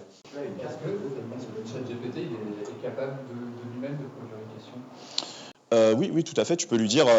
D'ailleurs, j'ai lu un article récemment d'un mec. Il y a des gens qui écrivent des articles sur tout, comme quoi, qui disait la technique de demander à ChatGPT comment lui poser la bonne question pour avoir le résultat qu'on veut. Genre, imagine, tu veux le résultat optimisé sur tel ou tel truc. Quelle serait la question que je pourrais te donner? Et oui, il est capable de le faire, apparemment. Ouais. Ton prompt de tout à l'heure, il va aussi. Comment? La bonne question va finir par être devinée par une IA. Il y a déjà un truc comme ça où il faut interagir avec vous. Oui, mais c'est ça. Dans le sens, le point que tu avais donné tout à l'heure d'un gars qui va être payé. C'est la bonne question, mais lui, il va finir par devenir. Il va être payé alors pour. En fait, c'est une des techniques pour machin. La bonne réponse. Oui, pour lui demander la bonne question. Justement, il va dire pour bien définir le résultat, pour bien définir comment ça doit être présenté, pour bien définir machin, etc. En plus, sur ce genre de truc, tu n'es jamais sûr qu'il te donne la vérité, qu'il te donne vraiment la bonne réponse. Si ça se trouve, il faut encore machin, il faut bien définir. Et ça sera des gens, du coup, avec beaucoup de vocabulaire, peut-être une reconversion. Heureuse ou malheureuse pour les gens de lettres, mais ça c'est une question, mais en tout cas c'est ce genre de choses, quoi. Donc oui. Comment? Des écoles de prompting, des voix, Ça fait. Non, il y avait une histoire comme ça, c'était il y a un ange qui arrive et il propose à une bande de savants réunis comme ça, il leur dit Dieu m'a parlé et il m'autorise à répondre à une question. Voilà. Réfléchissez à la question à laquelle vous voulez la réponse et voilà, on donne la réponse. Le colloque se réunit, les gens discutent pendant des jours pour trouver la bonne question, etc. Et finissent par s'entendre sur quelle est la meilleure question qu'on puisse poser. C'est la question. Et l'ange revient, et du coup, après toute cette délibération, il pose cette question. Et l'ange leur dit que, en effet, c'est celle-là la meilleure question que. C'est pas mal. ChatGPT étant l'ange. Donc, quelques enseignements. Donc voilà, moi je vous ai montré en gros comment ça marchait. On peut aller vachement plus en détail, mais au moins vous avez quelques enseignements du coup plus qualitatifs de Meta, donc Facebook, sur son papier sur Llama 2. Donc Llama 2 étant le modèle open source le plus performant. Le premier, c'est ce que je vous ai dit, Quality is all you need. Donc les modèles sont surtout sur les questions-réponses et même sur la donnée, si on leur donne des mauvaises données, ça impacte très négativement leur performance. Ils retiennent vraiment ces mauvaises données et ça donne des mauvaises réponses. Et Reinforcement Learning with Human Feedback, ça c'est très très important, c'est du coup de prendre en compte les comportements des gens par rapport aux réponses. Ça veut dire, genre, s'ils quittent, ça veut dire que c'est une réponse de merde. Et du coup, de modifier, ou d'ailleurs tout simplement de leur demander, est-ce que c'est bon, est-ce que c'est pas bon. Ils font ça. Sur ChatGPT, je sais pas si sur ChatGPT, on peut dire, ouais. C'est ça. Et les deux leur servent. Genre, si c'est oui, du coup, ils gardent. Et surtout, si c'est non, ils lui disent, genre, ils reprennent le truc donné, ils font du data engineering sur le réentraînement. Et ils font question ça, réponse. Du coup, ils cherchent toutes les réponses qui ressemblent à ça, ils les enlèvent, ou explicitement, enfin, ils ne publient pas ce qu'ils font, mais ils pourraient, ou explicitement dire je ne répondrai pas ça, ou un truc comme ça, enfin, un truc machin pour vraiment annuler ça dans le modèle. Et ça leur sert comme ça. Et le Reinforcement Learning with Human Feedback, c'est beaucoup ça. C'est genre, grâce au feedback, ils vont remodifier le dataset d'entrée, et notamment de questions-réponses, pour augmenter la qualité le plus possible et faire correspondre ça aux préférences, voire même. Ce qu'ils ont fait, du coup c'est ça qu'ils veulent dire, ils ont fait un modèle à côté qui prédit est-ce que ça correspond bien aux préférences humaines en utilisant tout simplement la donnée. Donc cette question-réponse c'est 1, c'est pouce machin, cette question-réponse c'est 0, il faut se rapprocher de 1. Plus ça se rapproche de 1, plus le modèle le Large Language Model, donc le modèle de chat, va copier cette réponse. Et si ça n'est pas, donc ils font des modèles à côté, qui sont des modèles enseignants un petit peu, voilà, et qui ont été entraînés de manière classique avec les données, des données par les humains. Si tu mets pas de pouce, est-ce que tu renforces OpenAI ou Si tu mets pas de pouce, non. Il peut mesurer, je te dis, si tu as quitté ou pas. Donc ta réaction par rapport à ça. Est-ce que tu as répondu? Quel est ton niveau d'engagement? Ouais. Ouais. Il peut mesurer plein de choses. Il peut mesurer combien de temps tu as passé avec la page ouverte. Ouais. Combien de temps tu as passé pour taper ta réponse. Est-ce que tu as directement fermé le tab? Il peut mesurer. Ouais. Et combien ton comportement est similaire aussi à d'autres utilisateurs pour mesurer si tu es un utilisateur sur lequel il faut prendre les données ou il faut discard. Ouais, si tu t'amuses trop, il va dire c'est ça. Avec toutes les limites que ça peut avoir, parce que du coup, pareil, c'est le papier de recherche encore là-dessus, sur quand est-ce que c'est des fraudeurs ou des gens qui veulent bidouiller ces données, et quand est-ce que c'est des groupes minoritaires qu'il faut au contraire plus mettre, parce qu'ils sont sous-représentés normalement. Et ça, pareil, de la recherche, des algorithmes. Et j'ai pas fini, je sais pas si vous êtes en forme encore, ou... Ouais. Je parle maintenant des différents types de modèles. On parlait des gros modèles, on parlait des modèles open source, plus petits. Donc pareil, dans les large language models, il y en a de différentes tailles, avec différents usages. Déjà, les gros modèles, ils coûtent très très cher à entraîner. Donc il y a eu une question tout à l'heure sur les data centers. Donc là, je parlais de ChatGPT 3, d'après ce qu'on sait, il a été entraîné sur 10 000 NVIDIA A180 GB, qui coûtent chacun ce prix-là. À l'époque, il coûtait 30K, je crois. On peut calculer, ça fait combien? Ça fait 10 000 fois 30K, ça fait beaucoup, quoi. Ça fait 30 millions, c'est ça? Plus, non? 300? Bon, je ne suis pas très fort en calcul mental, ça fait beaucoup... Attends, 30 000, tu multiplies, ça fait 3 0, ça fait 20 millions, ça fait 200 millions. Ça fait 200 millions, c'est le prix. 300 millions à l'époque, plus électricité, parce que l'électricité, ça coûte ultra cher aussi sur ces trucs, ça consomme de ouf. Donc 300 000... Attends, c'est vraiment ça, 300 millions? Tac. Oui, c'est 300 millions, oui, c'est ça. C'est 300 millions pour acheter. Et l'électricité, ça doit coûter, ça a dû leur coûter 10, 15, 20 millions, un truc comme ça. Sachant que GPT-4, le dernier modèle, qui n'est pas GPT-3, hein, les 10 000, je parle sur GPT-3, donc celui qui est 10 fois plus petit, GPT-4, selon Sam Altman, du coup le fondateur de OpenAI, aurait coûté plus de 100 millions à entraîner. Ça, voilà. Parce qu'on lui a dit, ouais, ça a coûté 100 millions, il a dit plus. Mais après, il faut faire attention avec ces chiffres, parce que lui, il dit ça aussi pour dire, il n'y a que nous qui faisons ça, on est les meilleurs, il n'y a que nous qui avons 100 millions, n'allez pas chez les autres. Donc à voir, mais c'est ce type d'ordre de grandeur, 100 millions de dollars, 50 millions de dollars, 150 millions de dollars. Accessible donc à peu d'entreprises, les très gros modèles. Donc on pourrait dire, il y a une tendance à la centralisation de l'intelligence artificielle. D'ailleurs, je vous invite à regarder sur la chaîne de l'Université du Sursaut une conférence sur centralisation et intelligence artificielle, faite par moi-même il y a un an. Voilà. Mais il y a beaucoup de modèles qui sont faits par beaucoup de personnes, puisque ces technologies sont relativement simples, en tout cas pour des gens qui font de la recherche. J'ai pu vous en expliquer les grandes lignes. Et donc, voilà, il y a GPT-4, Bard, Facebook, il a publié Llama en open source. Il y a quelqu'un qui a publié, il y a une entreprise qui a publié Claude, il y en a un autre qui a publié Jurassic 2. Voilà, il y a différents types de modèles avec différentes particularités, différents détails d'implémentation, donc et qui sont comparés d'ailleurs selon différents types de benchmarks. Donc là, on revient à la question des benchmarks. Et donc, il y a deux catégories. Il y a les gros modèles propriétaires, donc GPT-4 ou Bard, donc les gros trucs qui ont coûté 100 millions, 50 millions, 50 millions, et des modèles peut-être un peu plus petits, qui sont open source, du coup, dont les poids et les coefficients ont été donnés à la communauté. Et là, il y en a plein. Celui qui semble marcher le mieux est Llama 2, du coup, de Facebook. Néanmoins, il y en a d'autres qui marchent aussi, selon leurs choses, et qui sont, du coup, mesurés selon des benchmarks. Ce sont des benchmarks un peu standardisés qui vont, par exemple, ELASWAG, il va plutôt mesurer la capacité à bien compléter le texte, donc les trucs de base en fait des modèles génératifs. ARC, ça va plus être des tâches, donc il y a des tâches standardisées. Est-ce que du coup ça fait bien ces tâches? Après, ces benchmarks ont toutes leurs limites, quoi, parce que du coup c'est sur des tâches standardisées, des tâches qu'on n'a pas définies, voilà. Donc toujours un petit peu. C'est pour ça que sur ce dashboard, Llama 2 n'est pas en premier. Néanmoins, beaucoup de gens pensent que Llama 2 c'est le meilleur. Enfin bon, grand débat dans les chats Discord. Voilà.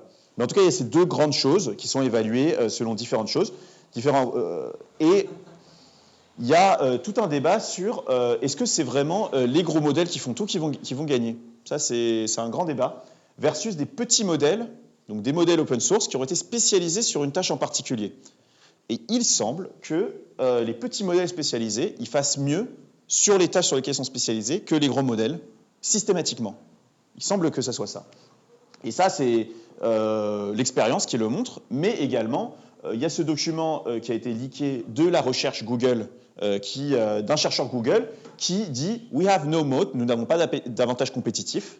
Les gros modèles qui coûtent 100 millions, sur les petites tâches spécialisées qui seront en fait là où ils seront vraiment appliqués en pratique, c'est-à-dire, je sais pas, faire des documents légaux, ce que je disais, compiler des informations d'une spécialité, faire le travail d'un spécialiste, les petits modèles spécialisés marchent mieux. Donc les modèles open source de Facebook qu'on spécialise sur des données en leur donnant des données d'un domaine en particulier, ferait mieux que les modèles qui font tout. Et du coup, peut-être que ces 100 millions n'auraient servi à pas grand-chose. Rien, je sais, mais est-ce qu'on va s'avancer? Déjà, il dit, ça marche pas. LLM on phone, ça marche pas. Sur le téléphone, ça marche pas. On peut pas mettre des gros modèles sur des téléphones. Donc, Personal AI, ça marche pas. Multimodalité, ça marche pas. Il y a plein de domaines sur lesquels les petits modèles semblent marcher, notamment le modèle spécialisé. Et Sam Altman lui-même, en avril, a dit I think we're at the end of the era where it's going to be this giant model and we'll make them better in other ways. C'est-à-dire la taille ne rend plus. Lui, il dit que, d'ailleurs, il travaille maintenant à spécialiser les modèles avec des gens, mais c'est quand même c'est quand même difficile. Il dit quand même à demi-mot que les modèles énormes, plus ils sont plus énormes, ça marche plus. Lui, il dit que ah non, on a atteint la limite avec mon modèle à 100 millions, mais parce qu'il ne pourrait pas dire que ces 100 millions vont se faire battre par des petits modèles open source. Donc voilà, gros modèles qui font tout versus petits modèles spécialisés. Les gros modèles qui font tout, le plus, c'est qu'il peut faire la jonction entre des informations très hétérogènes, il peut faire le lien entre des domaines. Le moins, c'est qu'il ne semble pas être bon pour des questions bien précises. Sur les questions spécialistes, il ne semble pas être terrible. Petits modèles spécialisés, ils peuvent se concentrer sur un seul domaine d'expertise où ils sont très bons. Ils ont moins d'informations que les grands modèles, donc ils ne peuvent pas faire la jonction. Et d'ailleurs, c'est rigolo que ça marche comme ça, parce que c'est littéralement la même chose dans les sociétés humaines. Il y a des gens centralisateurs, des gens spécialisés. C'est assez rigolo quand même que l'expérience montre que... Est-ce que ça vient des données? Est-ce que ça vient... Question. Je laisserai le débat s'ouvrir. Après avoir juste... et donc, moi, je voulais vous inviter à débattre, même si on a pas mal débattu, sur qu'est-ce que vous pensez, les gros modèles qui font tout, les petits modèles spécialisés, qu'est-ce que vous pensez des gens généralistes versus les gens spécialisés. Et je rajouterai un petit truc là-dessus aussi, sur aussi, est-ce que c'est les gros modèles qui coûtent très cher et qui sont accessibles à peu de personnes qui ont gagné, ou les petits modèles, c'est sur le prix des cartes graphiques. Parce que si les cartes graphiques deviennent rares, peu de gens pourront entraîner les petits modèles. Et si les cartes graphiques deviennent très abondantes, tout le monde va pouvoir entraîner son modèle. Le prix des cartes graphiques va dépendre de 1. Les innovations. Enfin, il dépend de plein de choses. Moi, j'ai identifié 4 facteurs. Les analystes financiers peut-être me contrediront, mais moi, j'en ai identifié 4 sur le marché des cartes graphiques. Les innovations et investissements des constructeurs. Pour l'instant, il y a quand même un constructeur qui, on ne va pas dire qu'il a un monopole, mais qui est quand même assez fort, qui s'appelle Nvidia, qui fait les cartes graphiques de pas mal. J'ai pas trouvé encore de gens qui entraînent sur autre chose que des Nvidia. Donc leurs innovations, leurs investissements, le nombre d'usines qu'ils font, les économies d'échelle, classiques. C'est une entreprise américaine, ouais. Les fabricants de semi-conducteurs, parce que Nvidia, du coup, ils fabriquent des cartes graphiques à partir d'éléments plus fondamentaux qui sont des semi-conducteurs. Quelle est la plus grande entreprise de semi-conducteurs qui produit 55% des semi-conducteurs en 2021, aujourd'hui 59%, donc de plus en plus, c'est TSMC à Taïwan. Donc ça dépend de facteurs géopolitiques. Sachant que la 4e entreprise, qui s'appelle UMC, qui produit 6% des chips, 7% en 2021, est aussi taïwanaise. Donc en réalité, Taïwan produit 65% des microconducteurs au monde. La deuxième, c'est Samsung Foundry de Corée, 13%. Et la 4e, c'est Global Foundries de USA, 7%, qui est passé de 6 à 7. Les USA investissent énormément là-dessus pour réduire leur dépendance à l'étranger. Et la dernière, c'est SMIC, Chine, qui semble rester à 5%, qui, pareil, la Chine a créé son propre chose. Il y a un super article du Monde diplomatique, d'ailleurs, sur la géopolitique des microconducteurs, je vous invite dans lequel, en fait, la Chine aussi essaie d'attirer à elle les ingénieurs spécialisés de TSMC et les faire venir dans SMIC de manière à créer son entreprise de microconducteurs et pour désarmer Taïwan et du coup, peut-être demain, réunifier, en tout cas faire leur plan par rapport à Taïwan.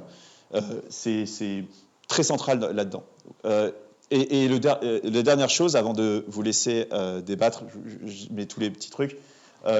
Un truc assez rigolo aussi qui a fait chuter le prix pour montrer un petit peu aussi comment c'est vraiment le bordel. Tu as aussi les miners Bitcoin. Donc vous voyez, tous ces gens qui faisaient du mining là, il y a 3 ans, donc, qui faisaient beaucoup de calculs pour faire en sorte que ça marche le Bitcoin. Du coup, maintenant que ça marche peut-être un peu moins, ils se reconvertissent, ils se donnent des offres. Et vu qu'ils ont acheté plein de cartes graphiques, ils disent on doit faire du fric. Au final, tout ça, c'est des data-centers de cartes graphiques. Ils font des offres entraînement d'IA. Ça fait baisser le prix. Et la dernière chose, qui n'est pas des moindres, le prix à disponibilité de l'électricité, à l'époque du changement climatique, des régulations sur le changement climatique, de la transition écologique, et là on revient des problématiques de panneaux solaires, de gaz, de pétrole, plus classiques. Donc voilà, je donnais ça pour donner une base matérielle aussi à la lutte entre petits et grands, et aussi au prix et au fait de l'avenir, en tout cas du point de vue open source et pas open source, et centralisé, concentration des capitaux. Voilà.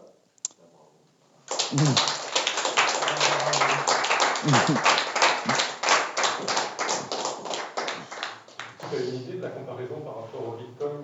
On disait qu'il consommait à peu près autant que le Portugal en électricité. Est-ce que l'IA, ça va monter ces ordres de grandeur-là, comme un pays, quoi? Je pense pas. Je pense pas pour la raison simple, c'est que le Bitcoin à l'époque, c'est moins le cas maintenant. Ethereum, ils sont en train de changer par un truc qui a fait chuter la consommation, mais ça s'appelle Proof of Stake. Mais avant, en fait, l'idée c'était de sécuriser la transaction en disant celui qui valide la transaction, donc qui dit que la transaction s'est bien effectuée, donc que l'argent a changé de compte et qui dit c'est vrai et qui donne l'appel aux autres, c'est celui, et qui a une récompense pour faire ça, en termes de Bitcoin, c'était ça un petit peu le modèle, c'est celui qui a fait le plus de calculs. En gros, qui a résolu une équation réputée insolvable, sauf si tu fais beaucoup de calculs. Et donc, du coup, c'était une compétition à qui fait le plus de calculs.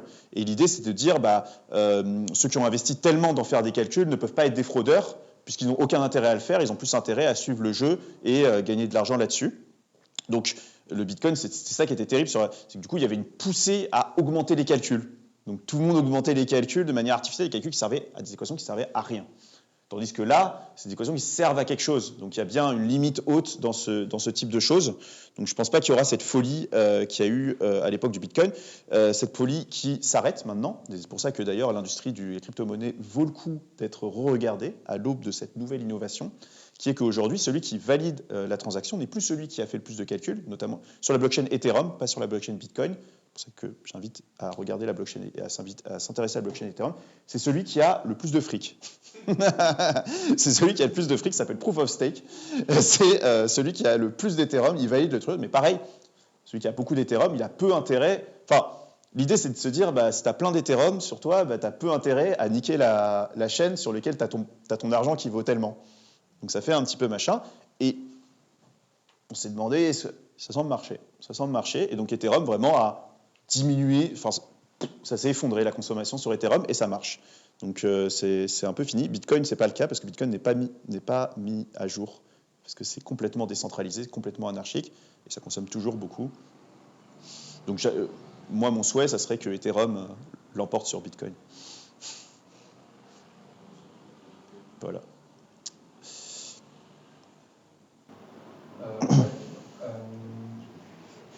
Là, je trouvais que c'était intéressant au moment où là tu décrivais un petit peu la géopolitique des cartes graphiques par rapport aux microprocesseurs. Je ne sais pas si tu emploies les noms. Oui, les semi-conducteurs. Voilà, les semi-conducteurs. Où tu remontais un petit peu dans la chaîne vers le plus fondamental. J'ai l'impression qu'on pourrait presque remonter, c'est quasiment ce que fait Emmanuel déjà en parlant d'énergie, etc. On pourrait remonter aux matières premières. Et se demander dans quelle mesure aussi l'accès aux matières premières, ça de creuser quoi.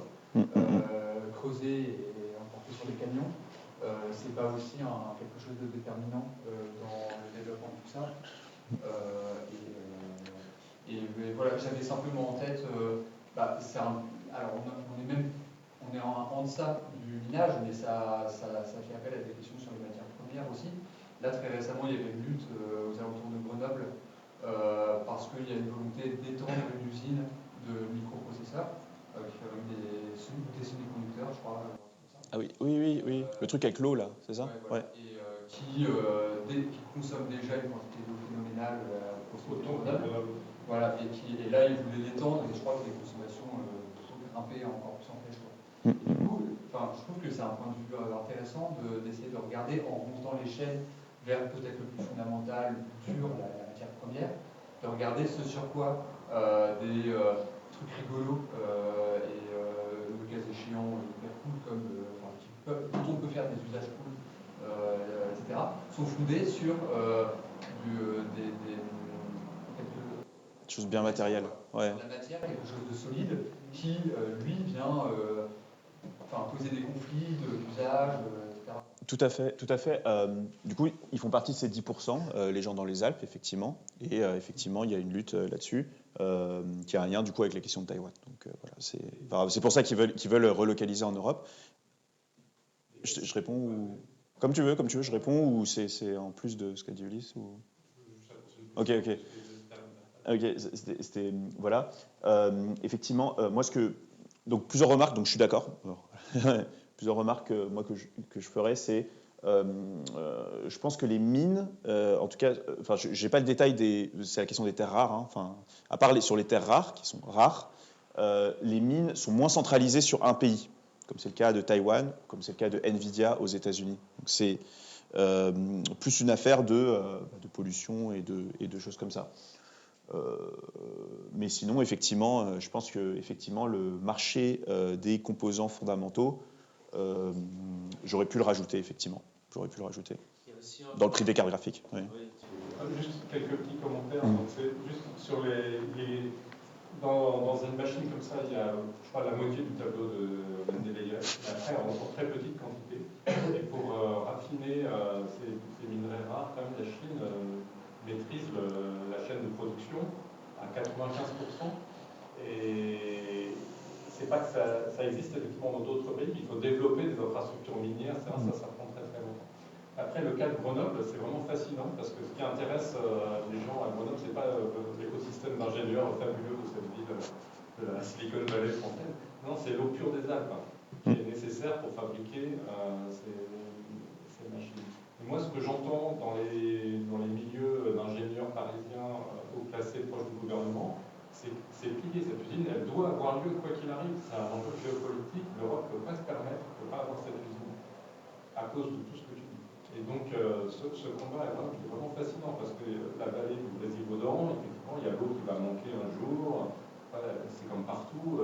La question se pose en tout cas, de savoir est-ce qu'une usine peut consommer autant d'eau qu'une ville entière. Sur des enjeux de sécurité nationale et européenne. Donc on met en balance des trucs qui ne sont pas comparables, des enjeux locaux, de la vie des gens, etc. Et des enjeux... et chez les Chinois, c'est plié depuis longtemps. Il y a des zones entières de la Mongolie qui sont complètement polluées définitivement avec l'industrie minière. Ça, c'est... C'est un enjeu pour eux. Ils ont choisi d'être puissants là-dessus et de devenir...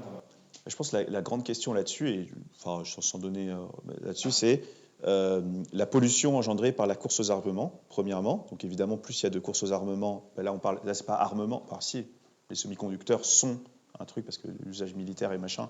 Enfin l'idée c'est si la Chine envahit Taïwan, on n'a plus d'ordi, on n'a plus rien. C'est ça le problème, on n'a plus de carte graphique, on n'a plus de rien du tout.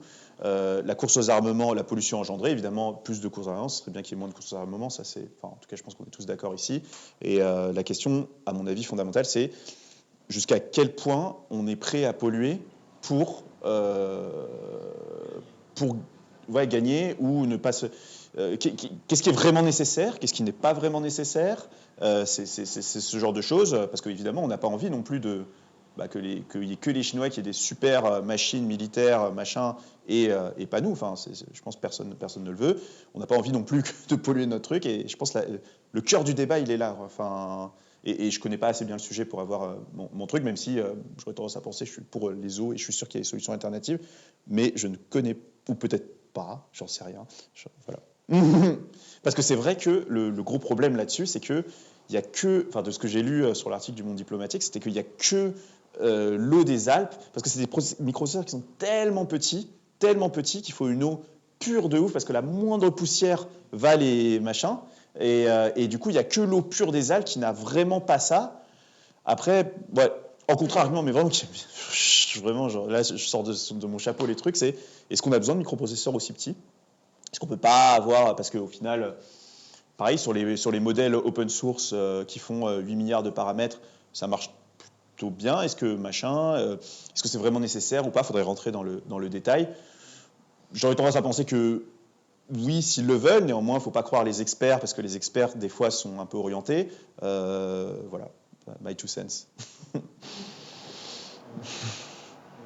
truc que je trouvais aussi encore intéressant, voilà, on a vu que c'est très concentré, la création de semi-conducteurs, une entreprise construit 60% des semi-conducteurs. Mais ce qu'il y avait aussi, ce que j'avais lu dans un article, c'est qu'à un moment, il y avait juste une start-up à Berlin qui était la seule entreprise capable de produire les machines qui produisent les semi-conducteurs. Et eux, ils avaient un incendie à un moment, et du coup, tout plein de ces entreprises, ils avaient vachement peur que tout allait s'écrouler, parce que quelque part à Berlin, dans un appart, il y a un truc qui a cramé. Donc, comme quoi, tout ce gros truc-là, c'est vraiment pas très stable. Ouais. C'est vrai qu'il y a cette entreprise-là. C'est fou, hein. Ouais. Parce que c'est des lasers, c'est des jeux de miroirs. Et personne s'occupe du fait que, ouais, bon, il n'y a qu'une seule entreprise. Ouais. Ouais, du coup, un micro-point archi-localisé peut rendre fragile l'ensemble de la structure. Bah, t'es l'usine de fabrication de TSMC sur l'île de Taïwan. Ce qui est bizarre, comme tu dis, c'est que ça rend pas fragile au sens où il n'y a plus d'électricité dans tous les smartphones et tout. C'est juste que on ne pourra pas faire des nouveaux smartphones encore plus petits et tout. En fait, nos smartphones qui existent déjà, et on peut continuer à les faire, ou juste des trucs un peu moins bien, tu vois. Mais c'est même pas tant vital que ça, ces grosses entreprises. Ouais. C'est vital dans le sens capitaliste où tu dois continuer la course à la miniaturisation et tout. En fait, non, c'est pas la bouffe, quoi. Ouais. C'est vital quand même au sens militaire. Oui, dans le sens, dans des compétitions capitalistes. Là, pour le coup, militaire, c'est même pas capitaliste. Oui, c'est ça qui. Compétition militaire. Ouais. C'est toujours dans un affrontement de puissance entre elles pour avoir le plus efficace, et le plus petit et le plus rentable, mais pas dans la survie des humains. Tout à fait. Mais ce qui est multimillénaire, mais par contre, il y a des enjeux, résister au totalitarisme. Tu vois. Mais oui, tout à fait. Si vous vous intéressez à la guerre en Ukraine, vous verrez que ces outils-là de reconnaissance dans la version image et identification de cible, c'est vraiment fondamental. Oui. Et alors c'est interdit de faire une arme complètement automatique, ça contrevient une arme qui prendrait la décision de tuer quelqu'un sans un humain. Ça existe en fait, mais en fait c'est officiellement interdit. Mais par contre, ce qu'on utilise sur les champs de bataille en ce moment, c'est des trucs qui désignent des cibles et tu as juste à appuyer sur ton iPad. C'est ça. En gros, de quoi on parle? On parle des vrais robots tueurs. C'est ça. Et pourquoi on a envie de faire le calcul? Un des usages, pourquoi la puissance qui a le calcul le plus rapide, donc le microprocesseur le meilleur, gagne sur les autres, parce que c'est quel robot tueur sera le plus rapide. Et pour ça, il faut faire le calcul de l'image, donc de la cible, le plus rapidement possible. Et celui qui aura une microseconde de moins que l'autre, là, c'est même pas... il va un peu perdre, c'est genre... sa flotte est morte, ouais, c'est ça. Et les robots tueurs ont... A priori, après, voilà... Bien malin, qui va définir le résultat de... Après, il y a la bombe nucléaire aussi. Enfin, bon, bref, ça rentre dans ce genre de choses. Mais il y a le principal, l'usage militaire, à mon avis, est celui sur lequel on peut encore discuter. Mais effectivement, les smartphones, c'est pas une nécessité autre que militaire d'avoir ces trucs. Ouais. Tant qu'on parle d'énergie, il faut se souvenir que toi, ton cerveau, il fonctionne avec 20 watts. Et toi, tu as mentionné la grande difficulté d'imaginer de la vidéo, d'appliquer ce genre de technique sur la vidéo. Pourquoi tu fermes les yeux? C'est un peu d'entraînement, tu peux te faire ton film, mais pas, donc nous, avec 20 watts, on fait des trucs quand même extraordinaires, alors certes beaucoup plus lents, mais certainement sur d'autres processus, puisqu'on arrive quand même à faire des choses très magiques. Et si tu veux faire bouillir 1 litre d'eau, je trouve que c'est quand même beaucoup d'énergie. Le cycliste de dopé là, dont on a parlé cette semaine, c'est pas derrière, regarde. Ouais. Rien de coup. Rien de coup, mais disons que les statistiques des cyclistes précédents ont développé 400 watts en santé. Alors jusqu'à présent, ils ont tous été développés. Mais 400 watts, ça peut dire, c'est vraiment c'est surhumain. 20 watts de cerveau, grosso modo, ce que tu fais sur ton vélo, c'est 100 watts. Et je ne pense pas que tu fais bouillir de l'eau en pédalant sur un vélo. Non.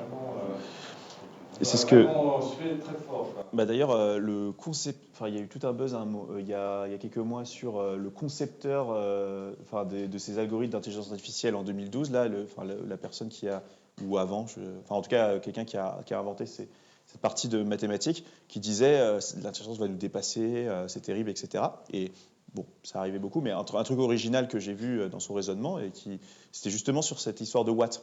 Il disait que nous, on a évolué pour survivre dans la nature, tout seul, voilà, dans les bois, etc.